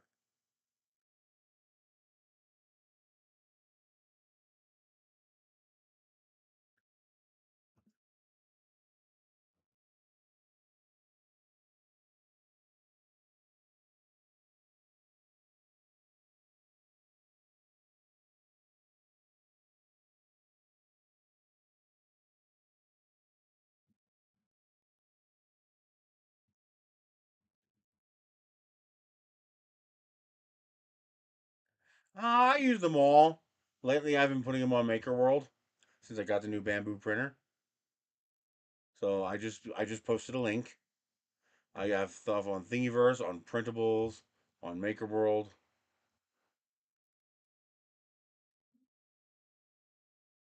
That's a cute little keychain.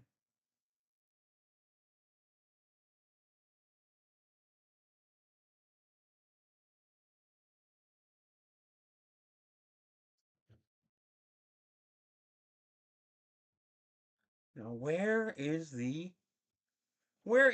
I uploaded 3 folders.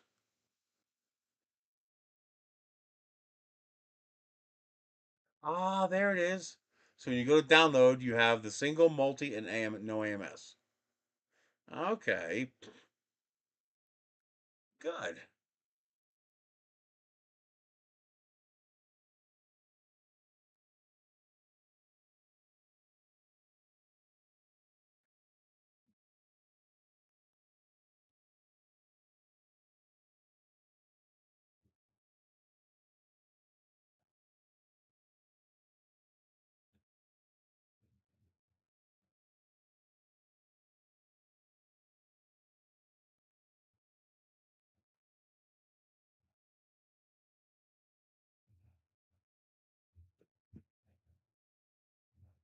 Okay. Well, if you guys don't mind, give it a thumbs up. How are we doing on Amazon? 1961, 609. So I'm halfway there to getting a $25 bonus. I might be able to hit that before the end of the month.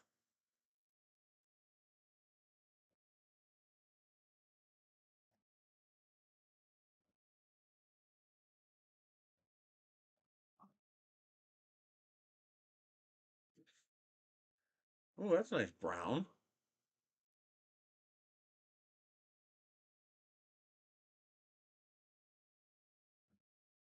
Wow. 750 a kilogram. I can't afford it right now, but not bad. That's what I usually order. This is the bundle I usually order. Wow.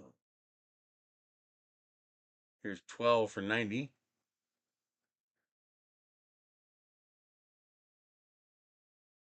I gotta get some transition rolls. These will make for some nice flowers. Ooh, it's only 200 grams though.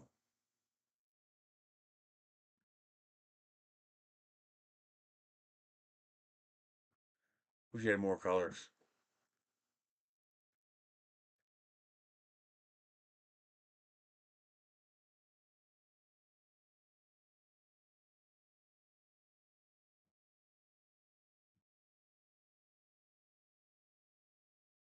16 rolls.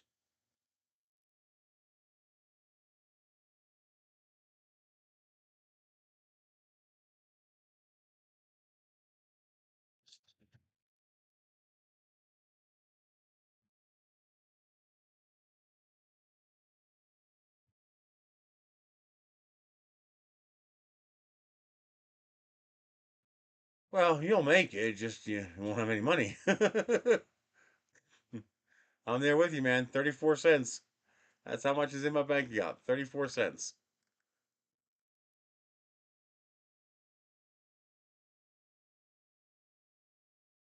Oh, wow. Hey, there's a couple of different oranges,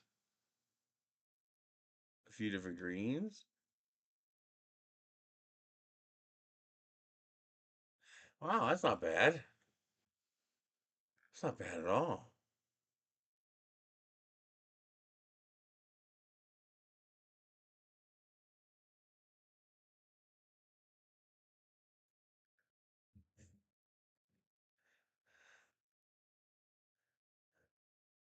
That's not a bad selection of colors.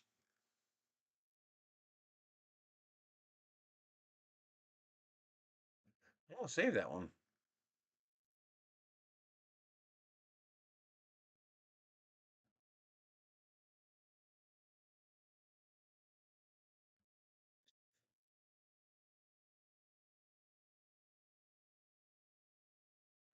Yeah, I ran out of pink and I had to switch to something else.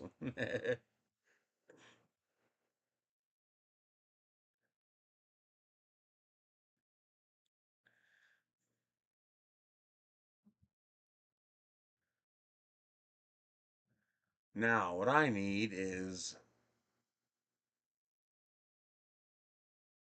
USB LED. USB LED. No, none of that's gonna work.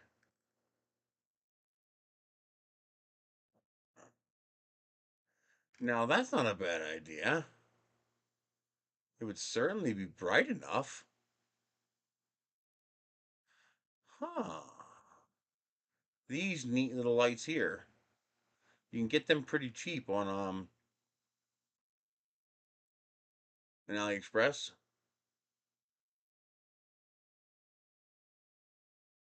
And if these are dual-sided, that's not bad either. It'll certainly be bright enough. Jeez.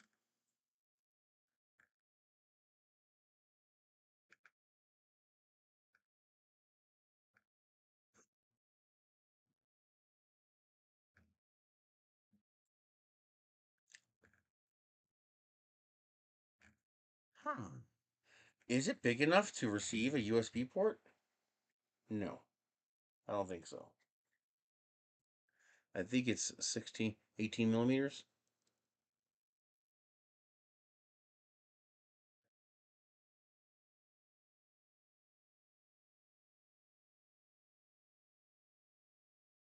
Yeah, it depends where you live.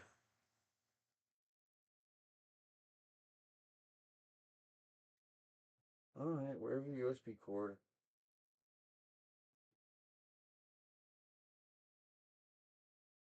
Hmm, almost fits. But it might be worth designing a version of this to fit a USB port in there. That might actually be worth designing one for that.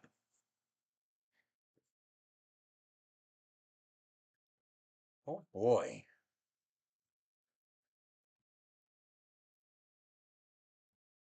Because I can get USB extensions pretty cheap.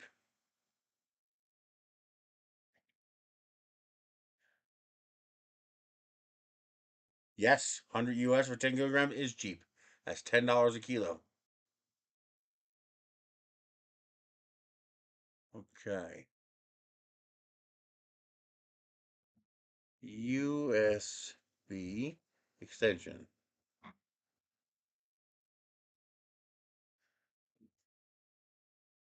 All right, so I can get USB extension cables for 99 cents.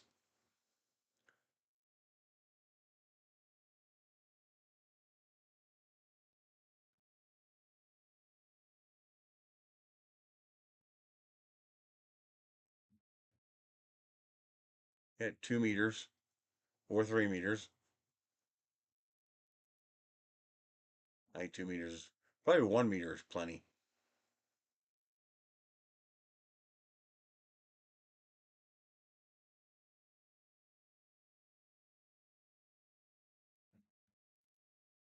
Let's see.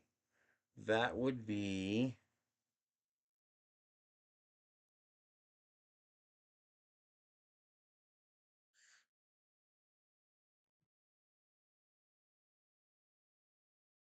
um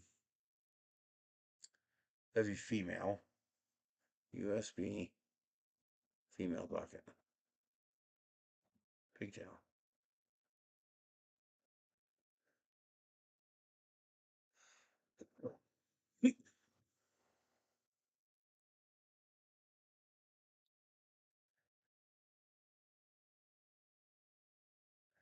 We want USB-C because the lights don't come USB-C. I essentially want this. How long is it?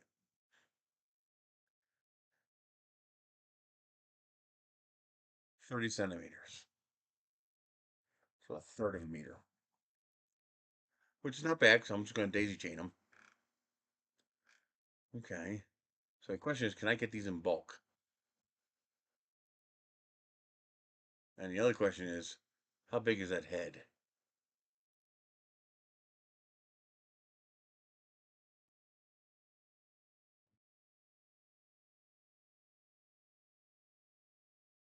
Because I want to design it to receive that.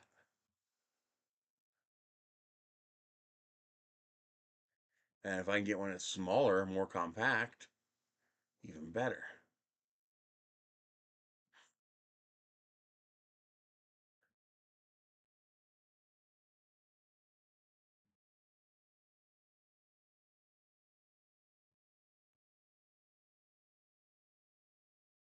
It's too bad I can't get a USB-C one because that would definitely fit.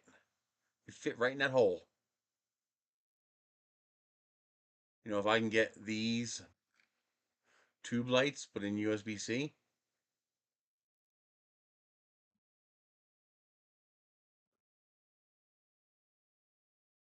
that would fit right in that hole. I wouldn't have to change anything. Well, the outside one's going to have a solar light in it. Where's my solar light? Is it? Yeah. So the outside one is going to have one of those solar lights in it. You know, the $1 solar lights. It'll just fit right in there. That just goes whoop, right in there. That fits in there perfectly. But now I just realized that there are some people who might want to buy this to set up at their desk, like to make a desk display. And even just having a single flower with a single USB plug to a bulb. And I'm betting you people would buy this to put on their desk. I could even make attachments. So, for example, have a pot around the bottom that is a pen holder. Oh, yes. Yes, yes, yes. Pot pen holder that you plug it in and it lights up. Oh, yes. Even if I have to custom design one just for that, that would be absolutely amazing. I think people would buy that.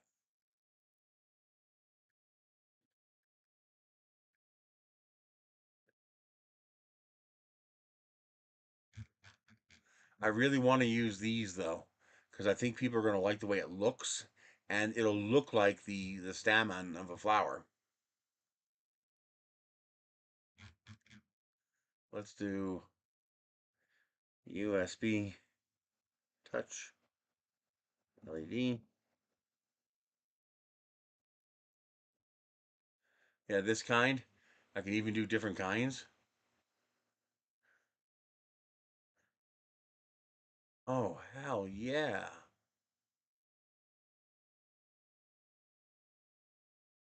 Are these really 99 cents?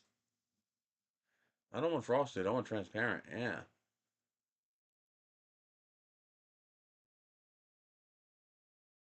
You're only allowed to get one. Lame. What is that? Oh,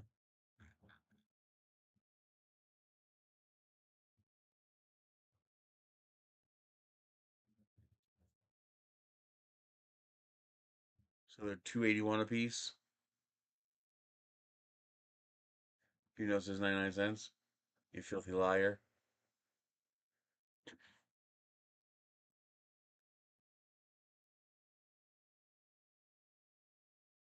Oh, hell yeah.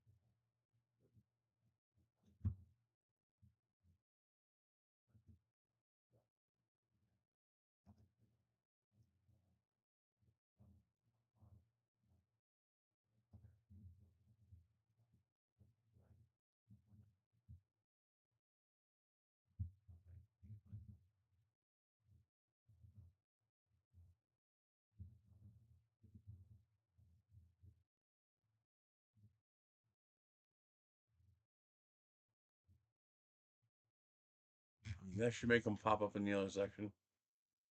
Dollar Express. There it is. They're starting to pop up now. Okay.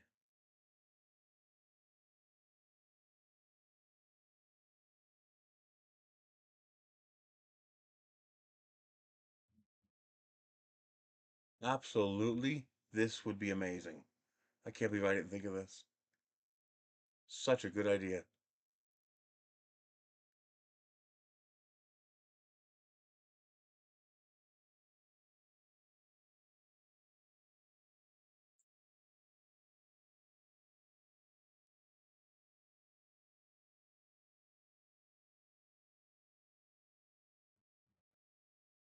You know, the USB flame. If you, really? You had to do that to me?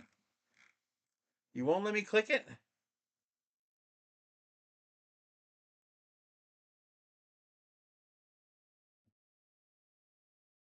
That's kind of cool.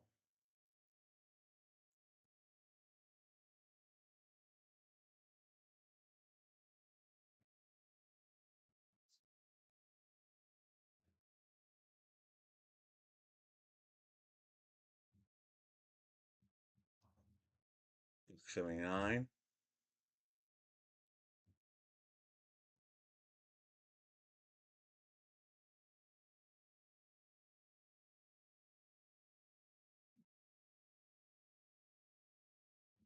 Thank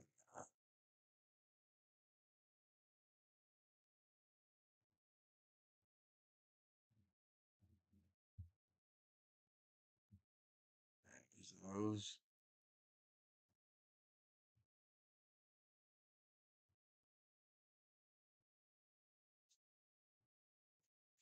Uh,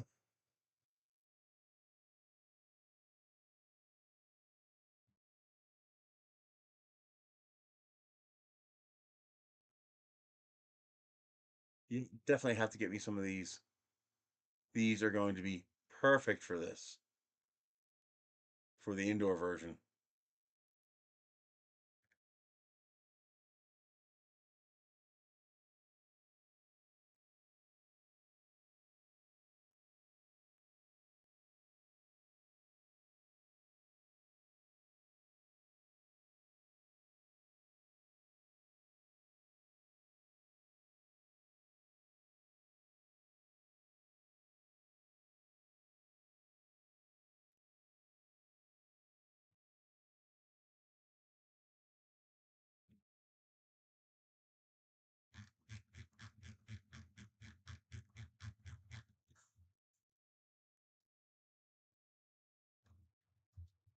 Definitely want 2 meters.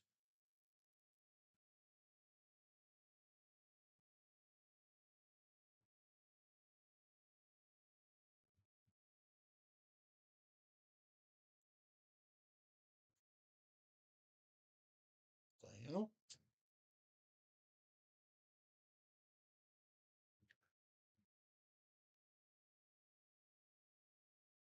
Same price.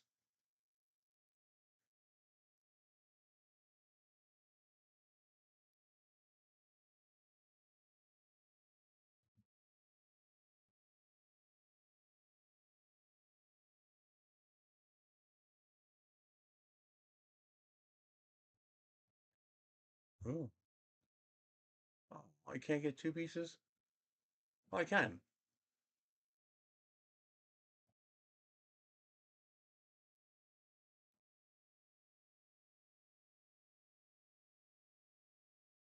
Okay. As soon as I have the money, I got to order some of these. I don't think people would pay for that.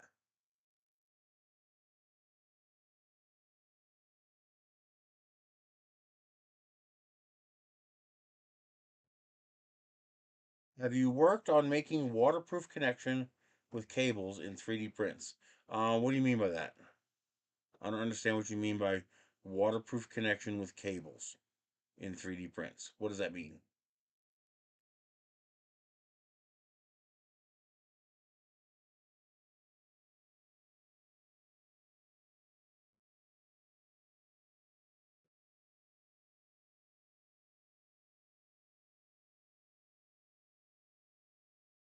I know what wires are. I understand wires and cables.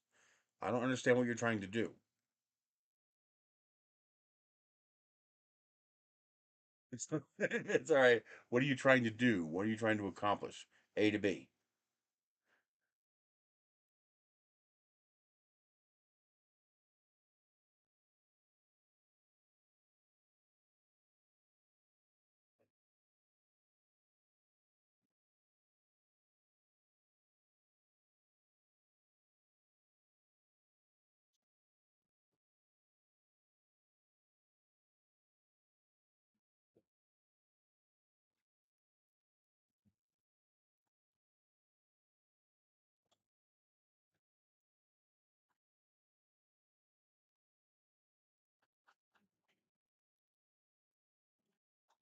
This yellow and purple look really good together.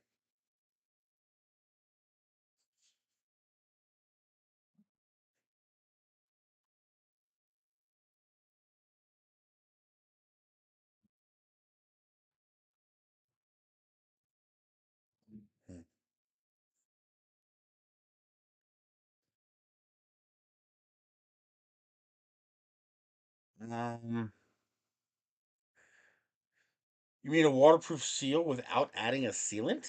No, I've never tried to do that. That'd be very difficult to do, almost impossible.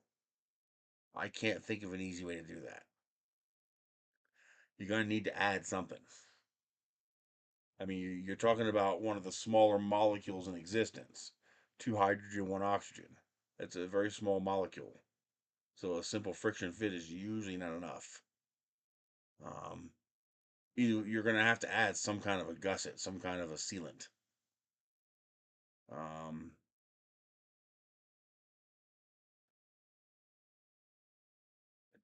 if you can control ingress point and positioning, you can use a divergence, meaning run the cable in a particular way.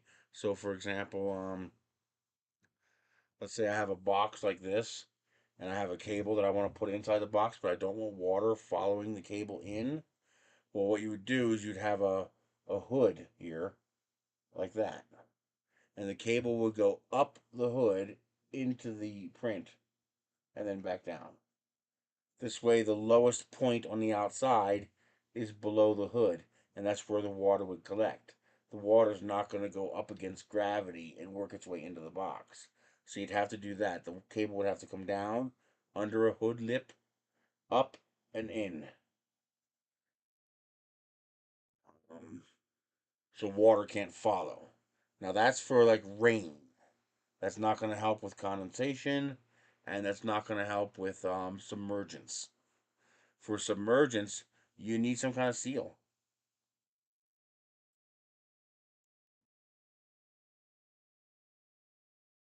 Yeah, the waterproof seal is your best bet is it's actually pretty easy.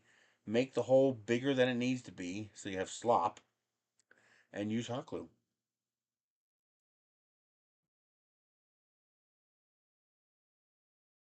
Well, instead of channels, make your so let's say this is your hole and this is your cable. Well, make the hole too big. And this way you fill that with hot glue when you set your cable in there. And you should make sure hot glue is all the way around. So there's you don't want the cable you actually don't want the cable touching the print. You want to make sure there's a hot glue seal between the um the cable and the print so that the hot glue becomes the waterproof seal. But yeah, that's what I would do, hot glue.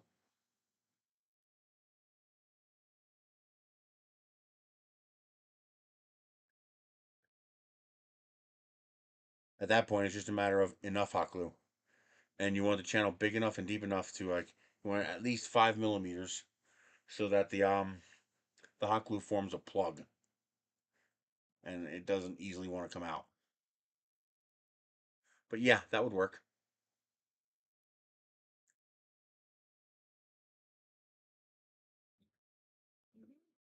See, I can go super cheap like this too.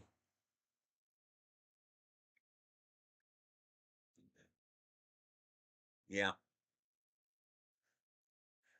here's 10 pieces for $2. Super, super cheap way of doing it. No, let's do this differently. Let's get rid of you. Get rid of you.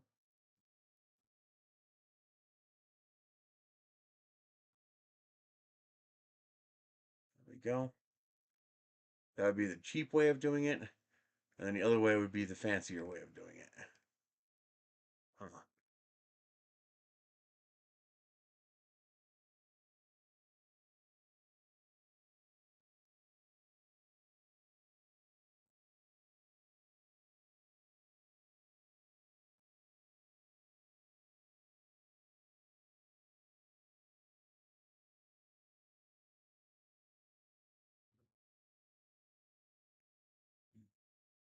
MacGyver School of Engineering.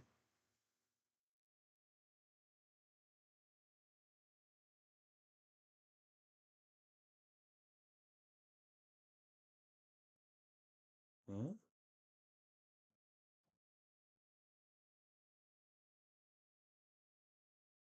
These run off 5 volts? Well, that wouldn't be that hard to pigtail. Not that much cheaper, though. How much is 100 of them? Oh, too expensive.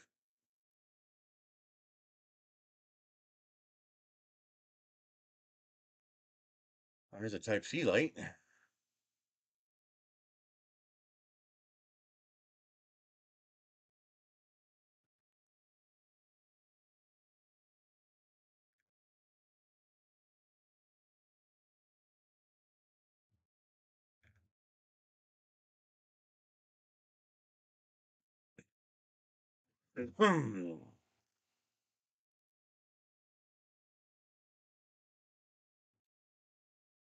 Very interesting.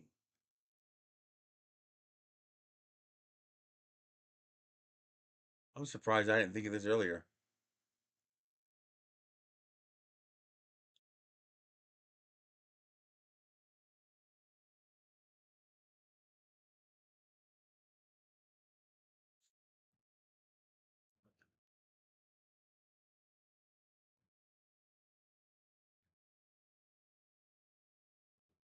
Yeah, I'd have to custom design one just for the USB, but that would work, and I'm okay with that. Because the only part I'd have to reprint would be this part. The this piece right here would be the only part that I have to change. I think. Oh, this might be a problem too. That might not fit a USB cable.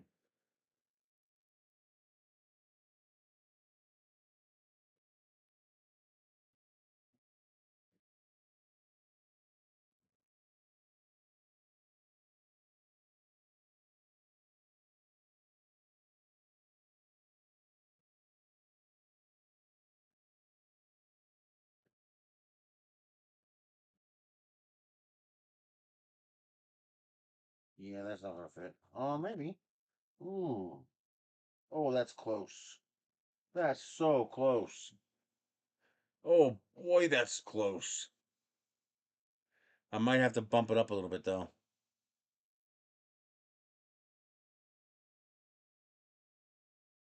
Is there a way to make PLA or PETG waterproof? No, there's no way to. There's no way you're gonna make PLA or PETG waterproof without doing something external to it. Um, Now under certain conditions, you can make it watertight, meaning you can make a vessel that holds water. I've done that. Larger nozzles help. Vase mode helps. Over extruding helps. You also need crisscrossing initial layers. So let me give you an example. I mean, matter of fact, I'll show you the classic example.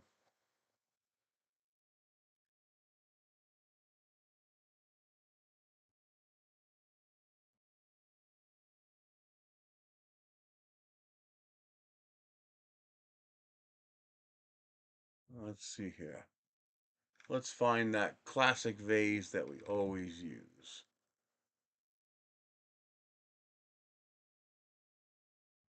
Come on, it's this with the facets. Is it rose vase?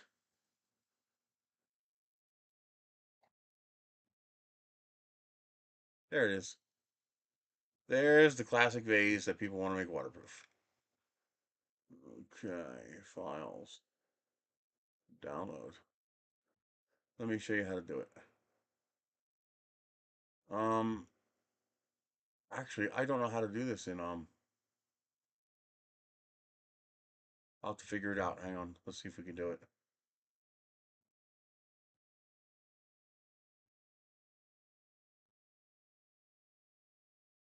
Okay.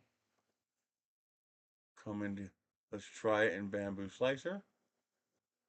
Let's see if I can figure it out.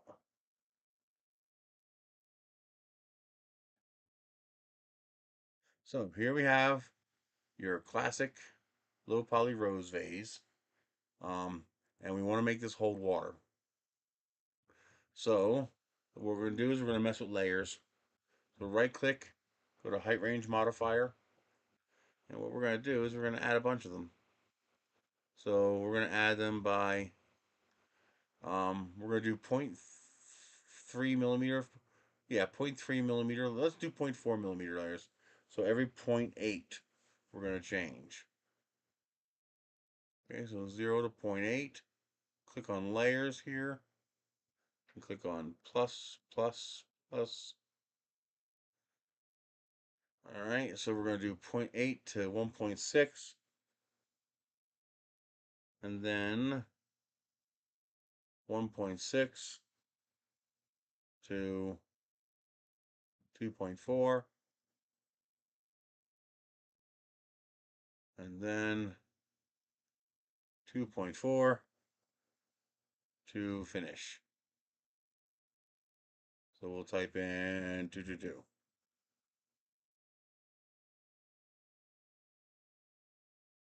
What?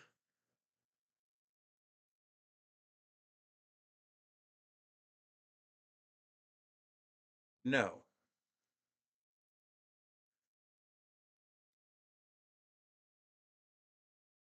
I'm missing one.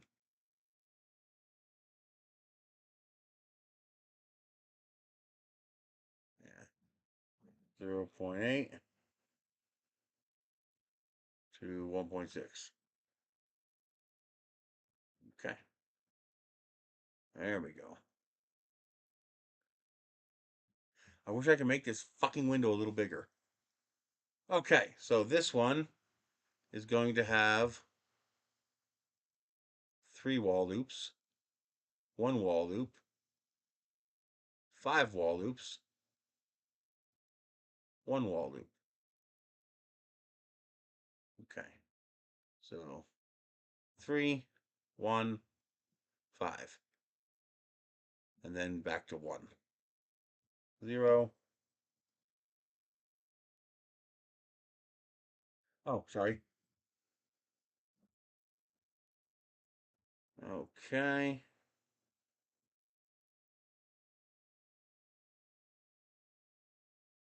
Let's see.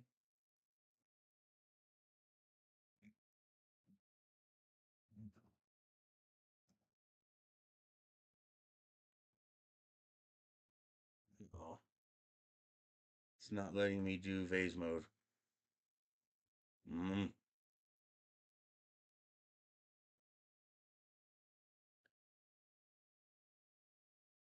Yes and no. Painting it with a pot with that. Remember, now you're talking about adding to the print. But yes, that'll work.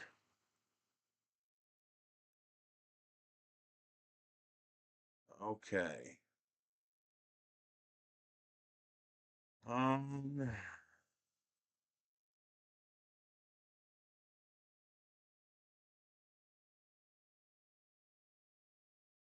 Doable.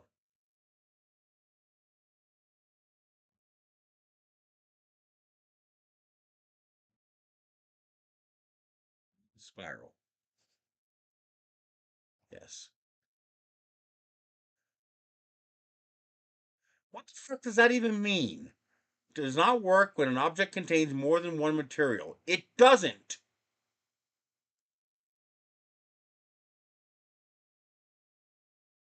I don't have more than one material.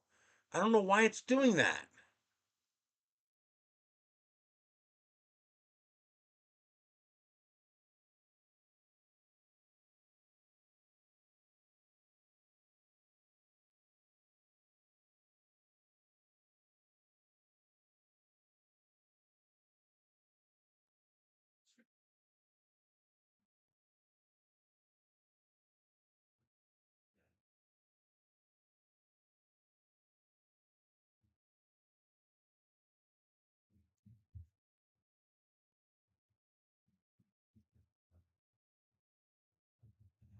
Top is 0.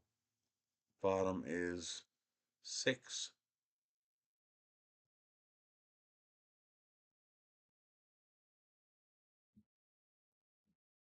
0.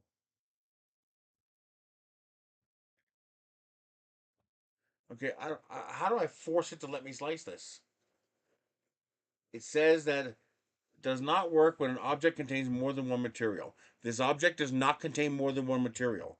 So obviously I have no fucking clue what it means when it says more than one material.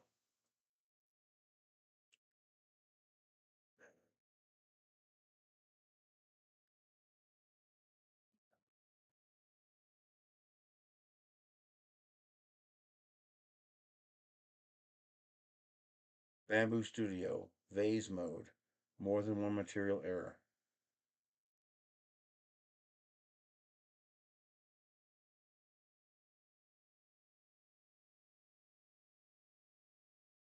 You can't do multi-part modifiers. Now, why don't you say that? Why the hell would you tell me it's more than one material when it's actually the multi-part modifiers that's the problem? Okay.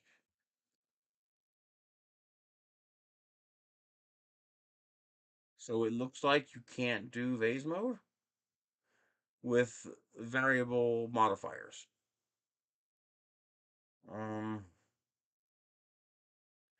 I'll show you how to do it in Simplified 3D. I do not know how to replicate this in any other slicer. Prusa Slicer is the same thing. This is based on Prusa Slicer. Um, I honestly don't know how to do this outside of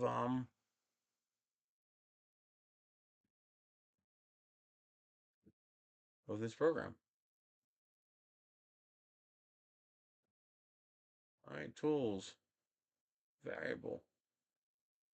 Oh, wait a minute. Um, oh, I forget where it all is.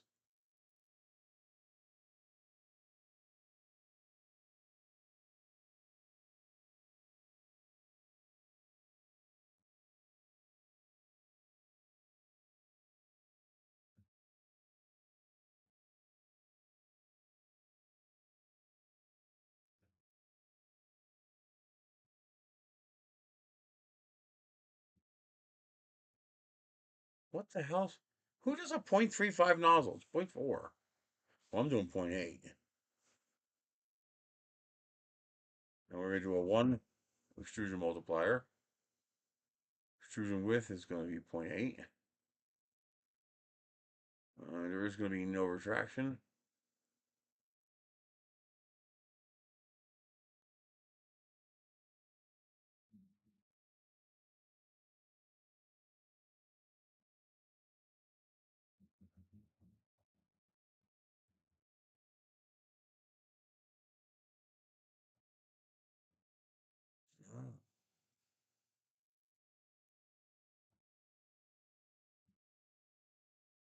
Okay. Tools. Variable. We are going to 0.8. Add 1.6. Add. Add 2.4. Add.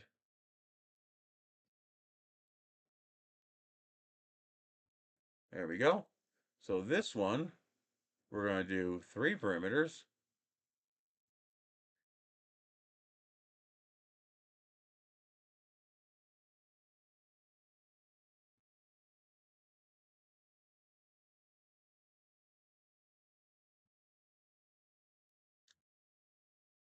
This one will be 1 perimeter. And we'll do 2. And this one will be 5 perimeters.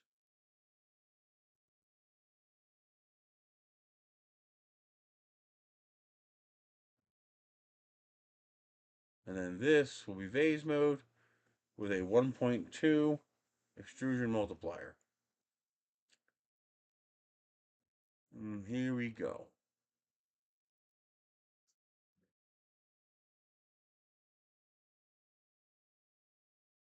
Okay. Oop, almost forgot.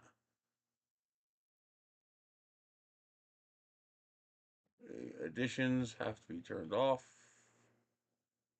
for the extra layers.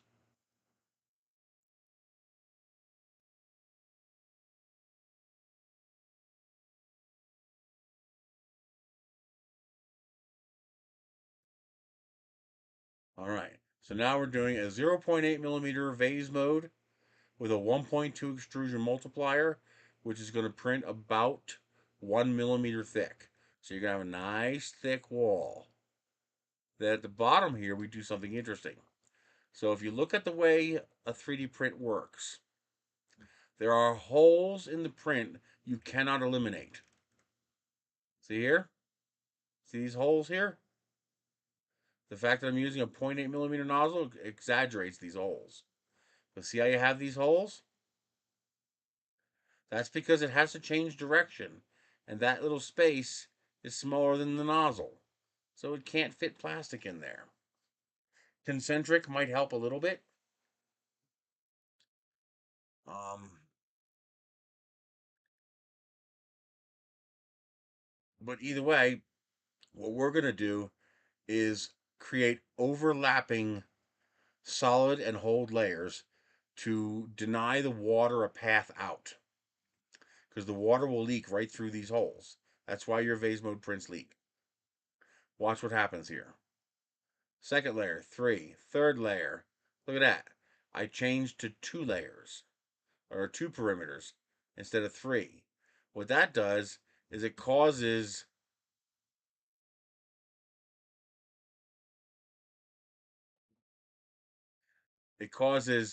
this line here to cover up these holes here.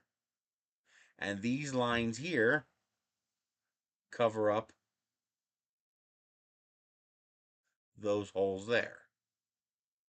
And you also have the changing direction. That's why I do everything in twos. So you have this direction, that direction. Then you change the number of perimeters, this direction, that direction. Then you change the number of perimeters again, this direction, that direction. This way there's no path for the water to make it through these layers to get out of the print. And then you start your vase mode. And because I'm doing it at 0.8 millimeters, it's nice and strong. And because I'm over extruding by 20%, if there's any micro gaps, those gaps will be filled by the over extrusion. Meaning you print this with these settings, and the vast majority of the time, this will be watertight. You'll be able to fill this with water, and it will hold water. 0.8 millimeters. So they're actually 1 millimeter, since I'm telling you to extrude at 1.2. And 20% of 8 is about, what, 0.16 or something like that. So it's just about 1 millimeter. And I've done this with a 0.4 millimeter print. 0.4 millimeters, extrude at 1.2, maybe even 1.4, extrusion multiplier, and the walls are just a little thinner, but again, it comes out watertight. But that's how I make a watertight print in vase mode. I don't know how to do that in this. Now, I mean, the closest I can get in this is to simply not use vase mode.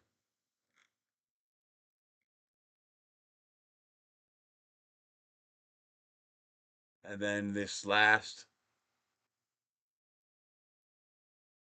layer is one wall with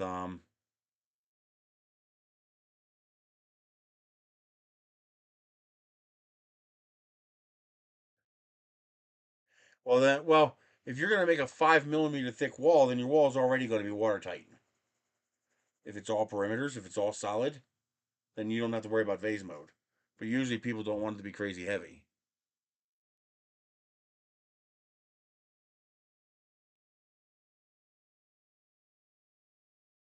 Let's see.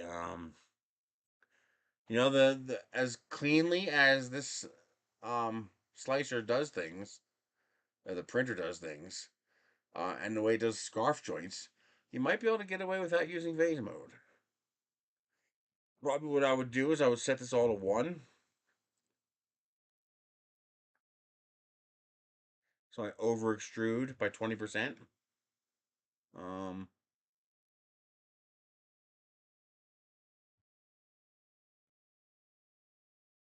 what does this mean?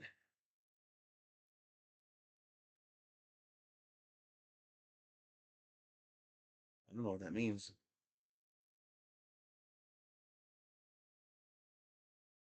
Yes, because that's gonna be solid. Let's see. This will work, but it won't be vase mode. What the hell? I told it 1 perimeter. Where the hell are these extra bullshit coming from? What are all these extra lines? How do I get rid of this? I have infill at 0. So why do I have this crap?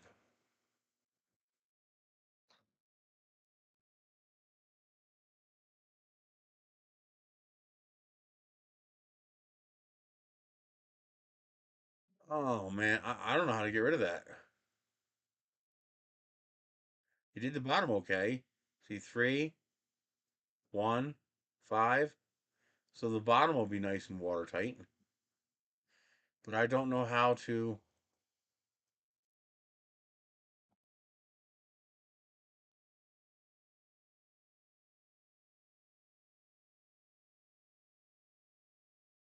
Those don't belong there.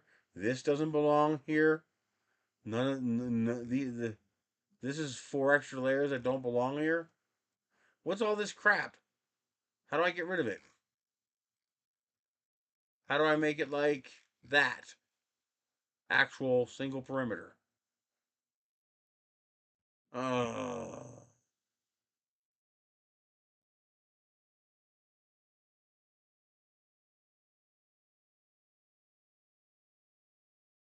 if you're not worried about weight, 99% infill, 5 walls, you'll be pretty damn watertight. Remember, your big issue is going to be your top and bottom layers. Your top and bottom layers need to have variable overlapping perimeters because these holes, if you, I could put 10 bottom layers on here, and that hole's going to be there every other layer in that 10th layer. So you need to see how I go. I go 3 for 2 layers, and then I go a single for 2 layers, and then I go 5 for 2 layers. So for the bottom 6 layers, that's what I do. And that guarantees me that it'll be as close to watertight as you're going to get. And you want to over extrude just a tiny bit.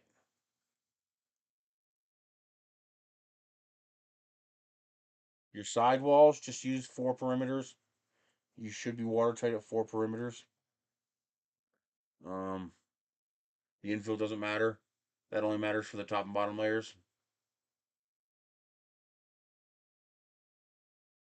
You'll of course have to test. How big is it? How much water pressure? How much bending and twisting is it going to undergo? Why is it adding all this garbage? It's adding all this garbage to the model.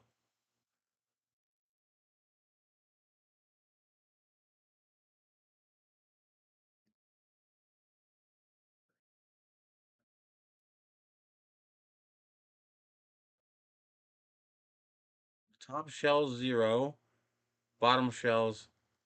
Oh, maybe I gotta do this. Ah, there we go. It's adding bottom layers where it didn't make any sense. Okay, there we go. That's what it should look like.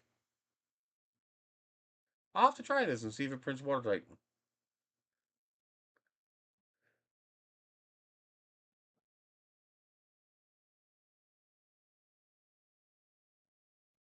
Let's go.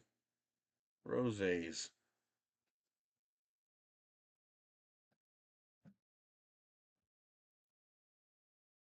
I'll print that later. Actually, it won't take long to print at all. Just print it now.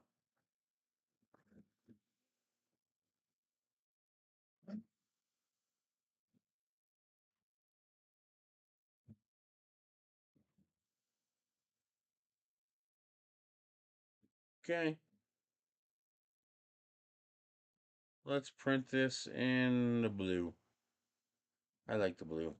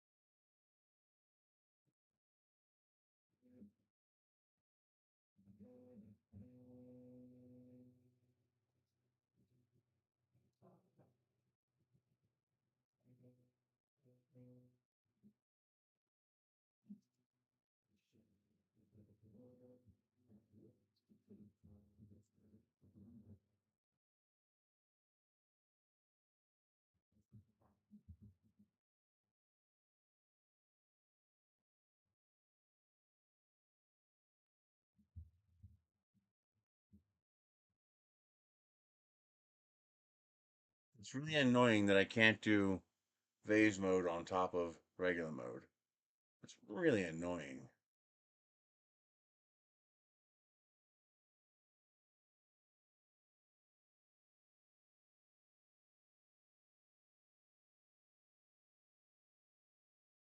Is there a setting for this, or how you tell the slicer to do this? The variable perimeters on the different layers, you do it the way I just showed you. You create height modifier layers. That's manual. You gotta do that manually. So I'm printing at 0.4 millimeter layers, and I'm printing at um I want 2 layers each for bidirectional. So I did 0 to 0.8, 0.8 to 1.6, 1.6 to 2.4, 2.4 to the rest of the model. And then each of these basically has the same settings. I just change the number of wall loops. So you can see this one has 3, this one has 1, this one has 5. And then this one, we go to 1, and we do no infill, and we print the rest of the model. And what that gets you is this.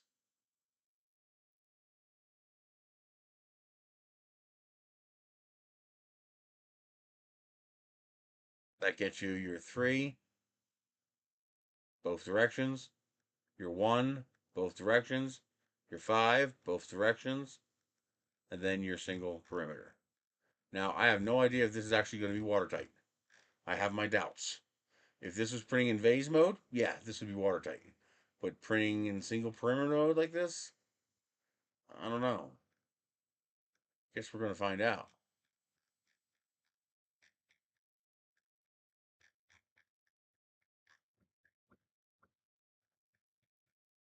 All it's going to take is one single screw up, and that's not going to be watertight.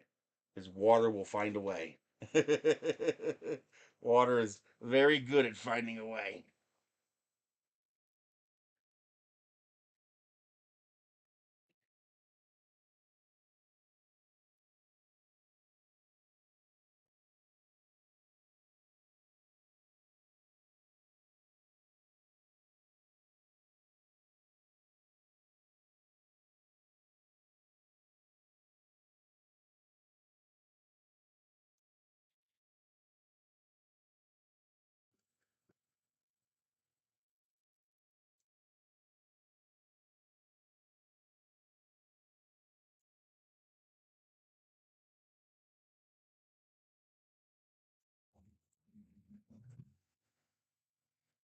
You got to itch.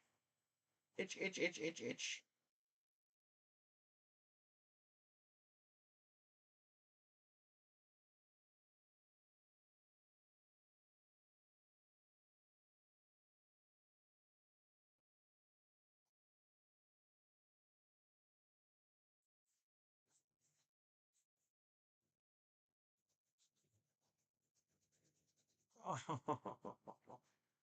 Oh, that felt good.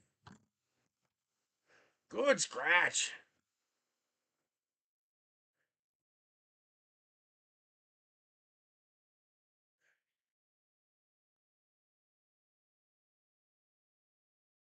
Come on.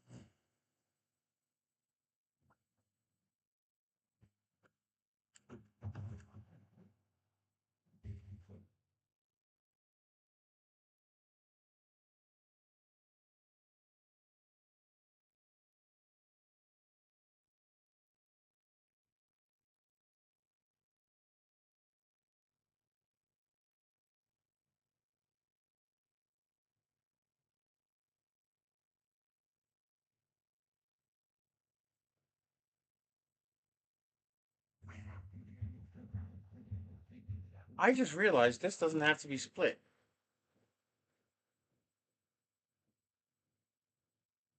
there's no reason to split this. It can slide on from the bottom. I might just make that hole again because it'll make it easier to print and it'll make it more reliable. Huh. Wonder why I didn't think of that. I'm surprised how nice these came out, the spikes. I'll have to test them today and see how strong they are.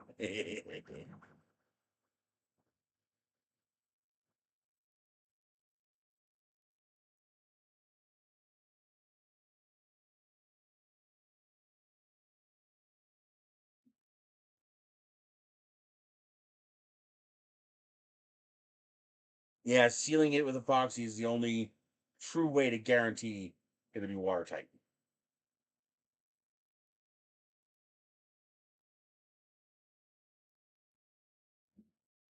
And you're still going to want an overlapping lid and a gasket.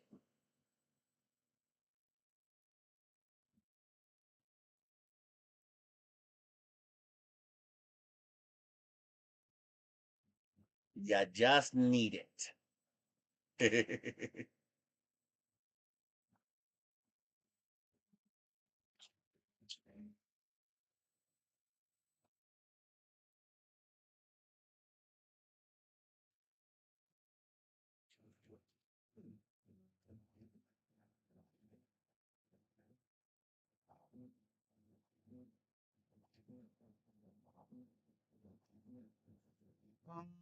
Sort of. It depends on what context you mean that statement. In some ways, it's like layer or wood grain. In some ways, it's not.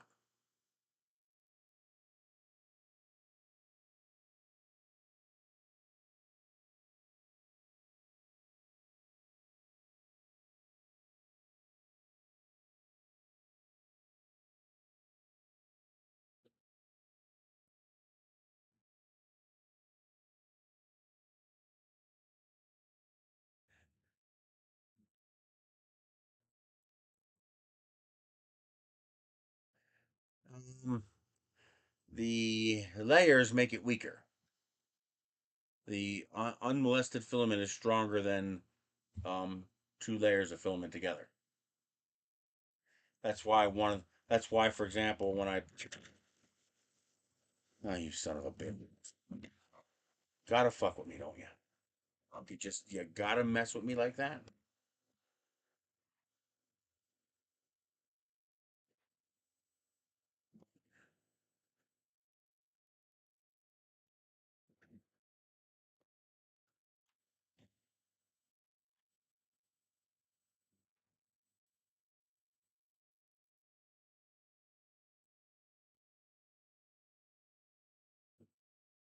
I don't even know where the other one went.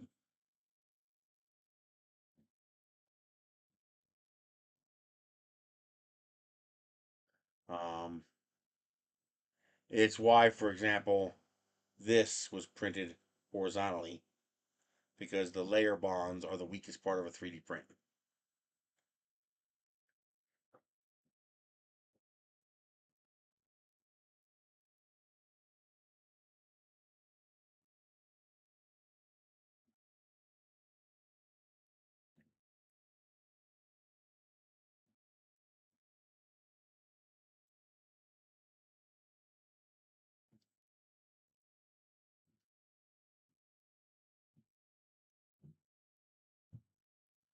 Usually I have three. Right now I only have two because I'm using a replacement laptop and I only have two video outs on this. So I have the display for the computer. Then usually I have a vertical monitor for the chat window, and then I have my 65-inch panel here. That's where I put all the stuff that you guys see. So this here is on the big panel.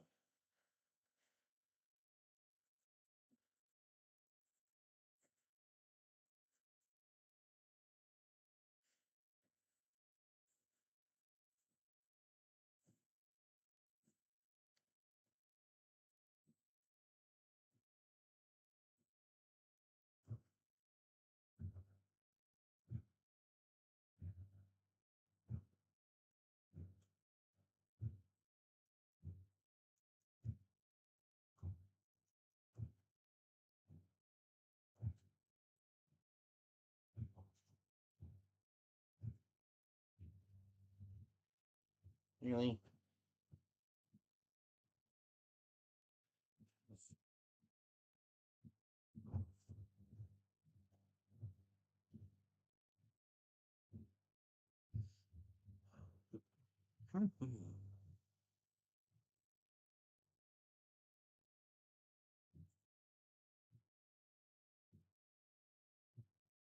Yeah, this would definitely be worth upscaling, so I could just jam a USB plug in there.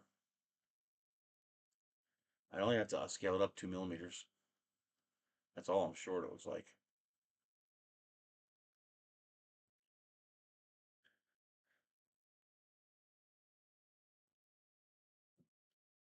Well, it depends on if you need 4 and if you have a place for the 4th.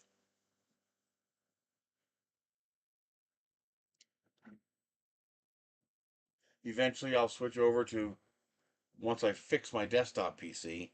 I've got I've had this for years. I've got the 32 gigabyte RAM upgrade for it, and I've got the NVIDIA Quadro video card. It's an old video card, but it's got 4 display ports, so I can connect 4 panels to this simultaneously. And um, most modern video cards will output HDMI over DisplayPort. So I have cables that are DisplayPort to HDMI to plug into things like this. And, but that's once I get my desktop going again.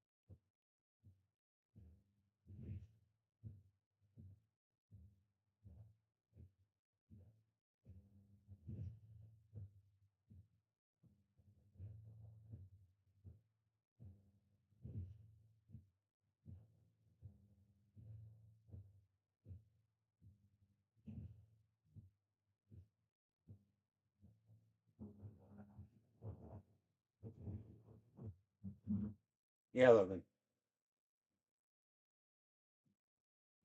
Hey,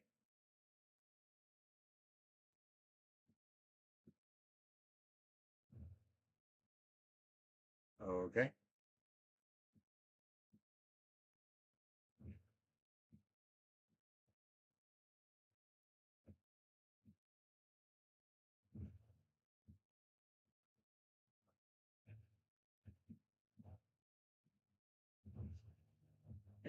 Okay. Not that great. You sound distant.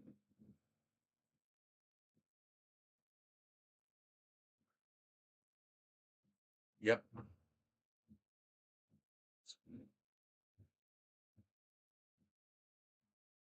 Mm-hmm.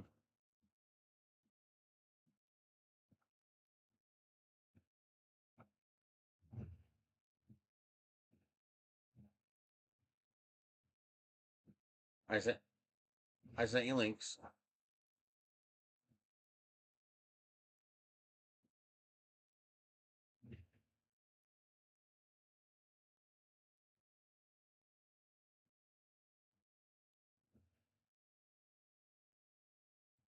Yep. The top of the steering column.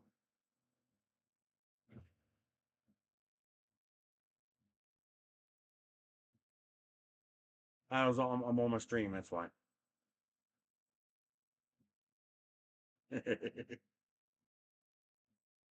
Yep. Okay, bye.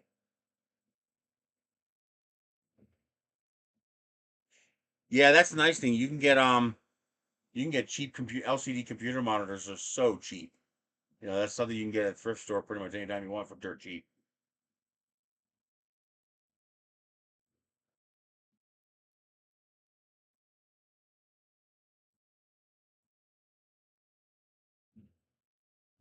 Some things are crazy expensive, but some things nobody wants, so they're crazy cheap.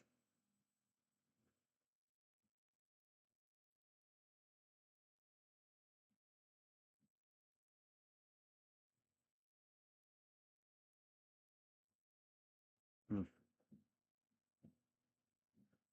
I have no idea if that's going to be watertight or not.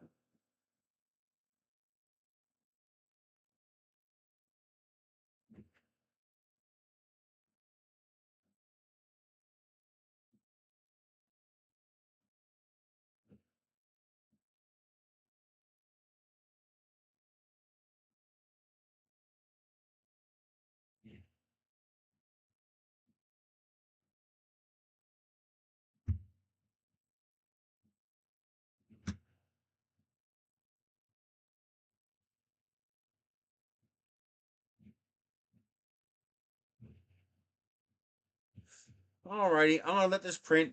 I'll post a picture to Discord if it turns out that it is watertight or isn't. I'll let you know if it came out watertight. Um, I'll also post pictures when I make the pot for this. I'm gonna make the hole for this a little bit bigger and make this pipe a little bit bigger, and then make the hole in here a little bit bigger too, so I can shove a USB cord straight through this thing and cinch it tight, and then just plug a USB bulb right into the top of it. And that'd be great for a desk lamp or something of that nature. And then have that USB cable just come out the bottom of the pot. And you just plug it into a USB socket. But I think, yeah, make this probably a little shorter. Probably make it about that tall, or have it go that far into the pot. Have a shelf at the top of the pot so that you can put trinkets and stuff like that in your pot. And I notice a lot of people like decorating their workspaces.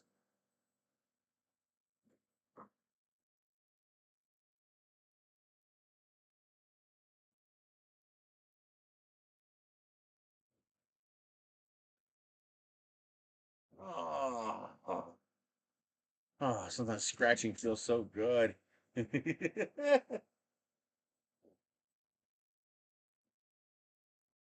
But yeah, but rather than try to fight with it, I think I'm just gonna make it bigger holes.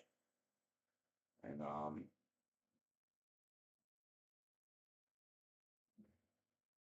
this way you have the solar version, then you have the plug-in version for your office or your work environment. Hmm.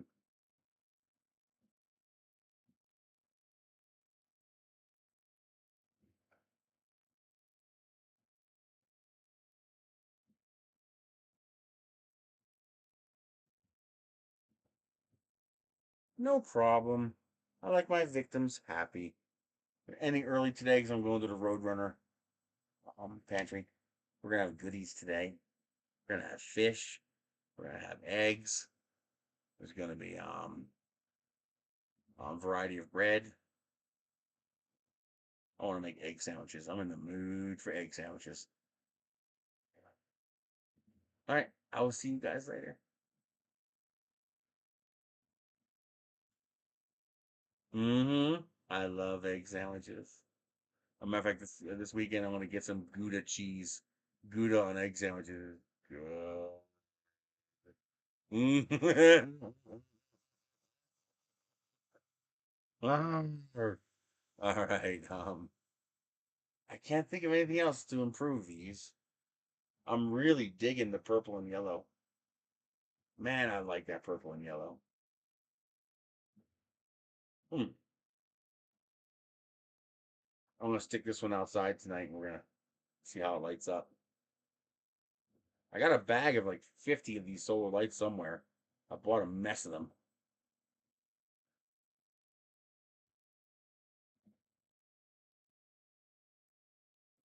Yeah. A walking stick with that on top of it? Not bad.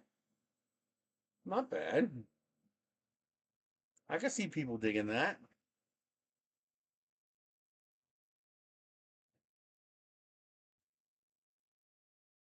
All right.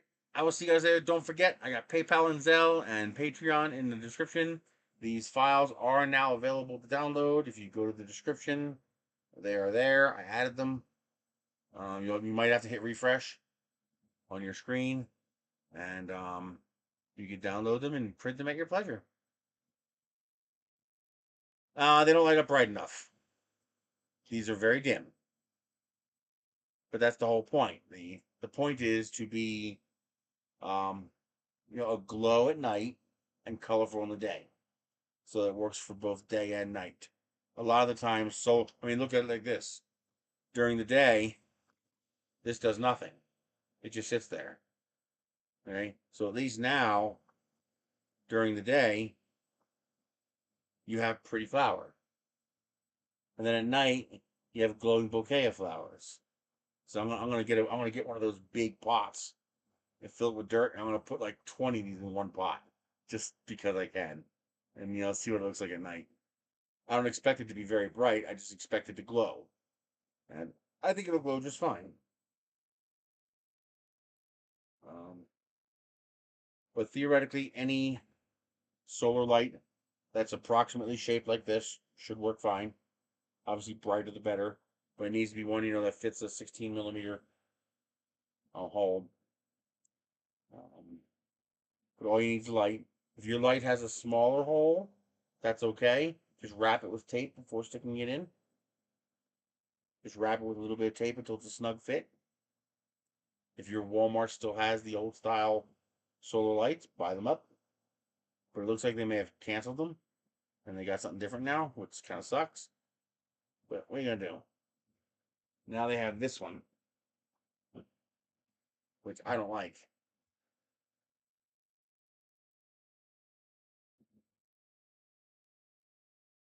I mean, easy access, there it is lit up. Two LEDs. And the problem is, it only lights up down. It doesn't light up out. That comes apart. It is still disassemblable. I do like that.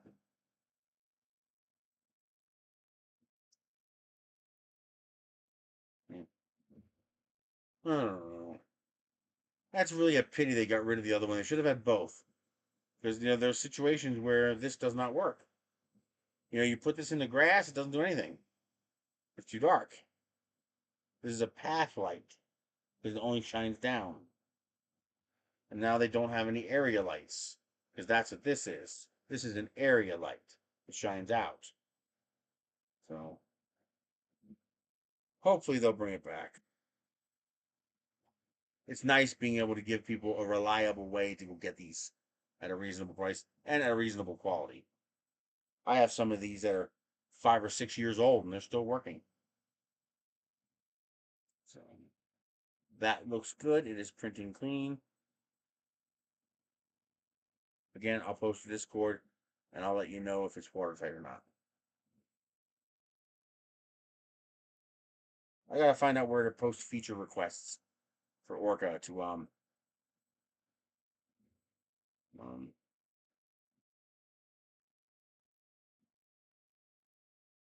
enable printing vase mode with modifiers. Now, obviously, you can't print vase mode with horizontal modifiers, but there's no reason not to have vase mode enabled with vertical modifiers. Height adjustment modifiers, because those have no effect on vase mode.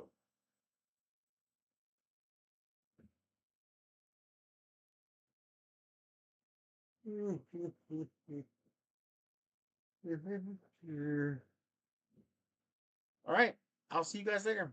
Be good. Have fun.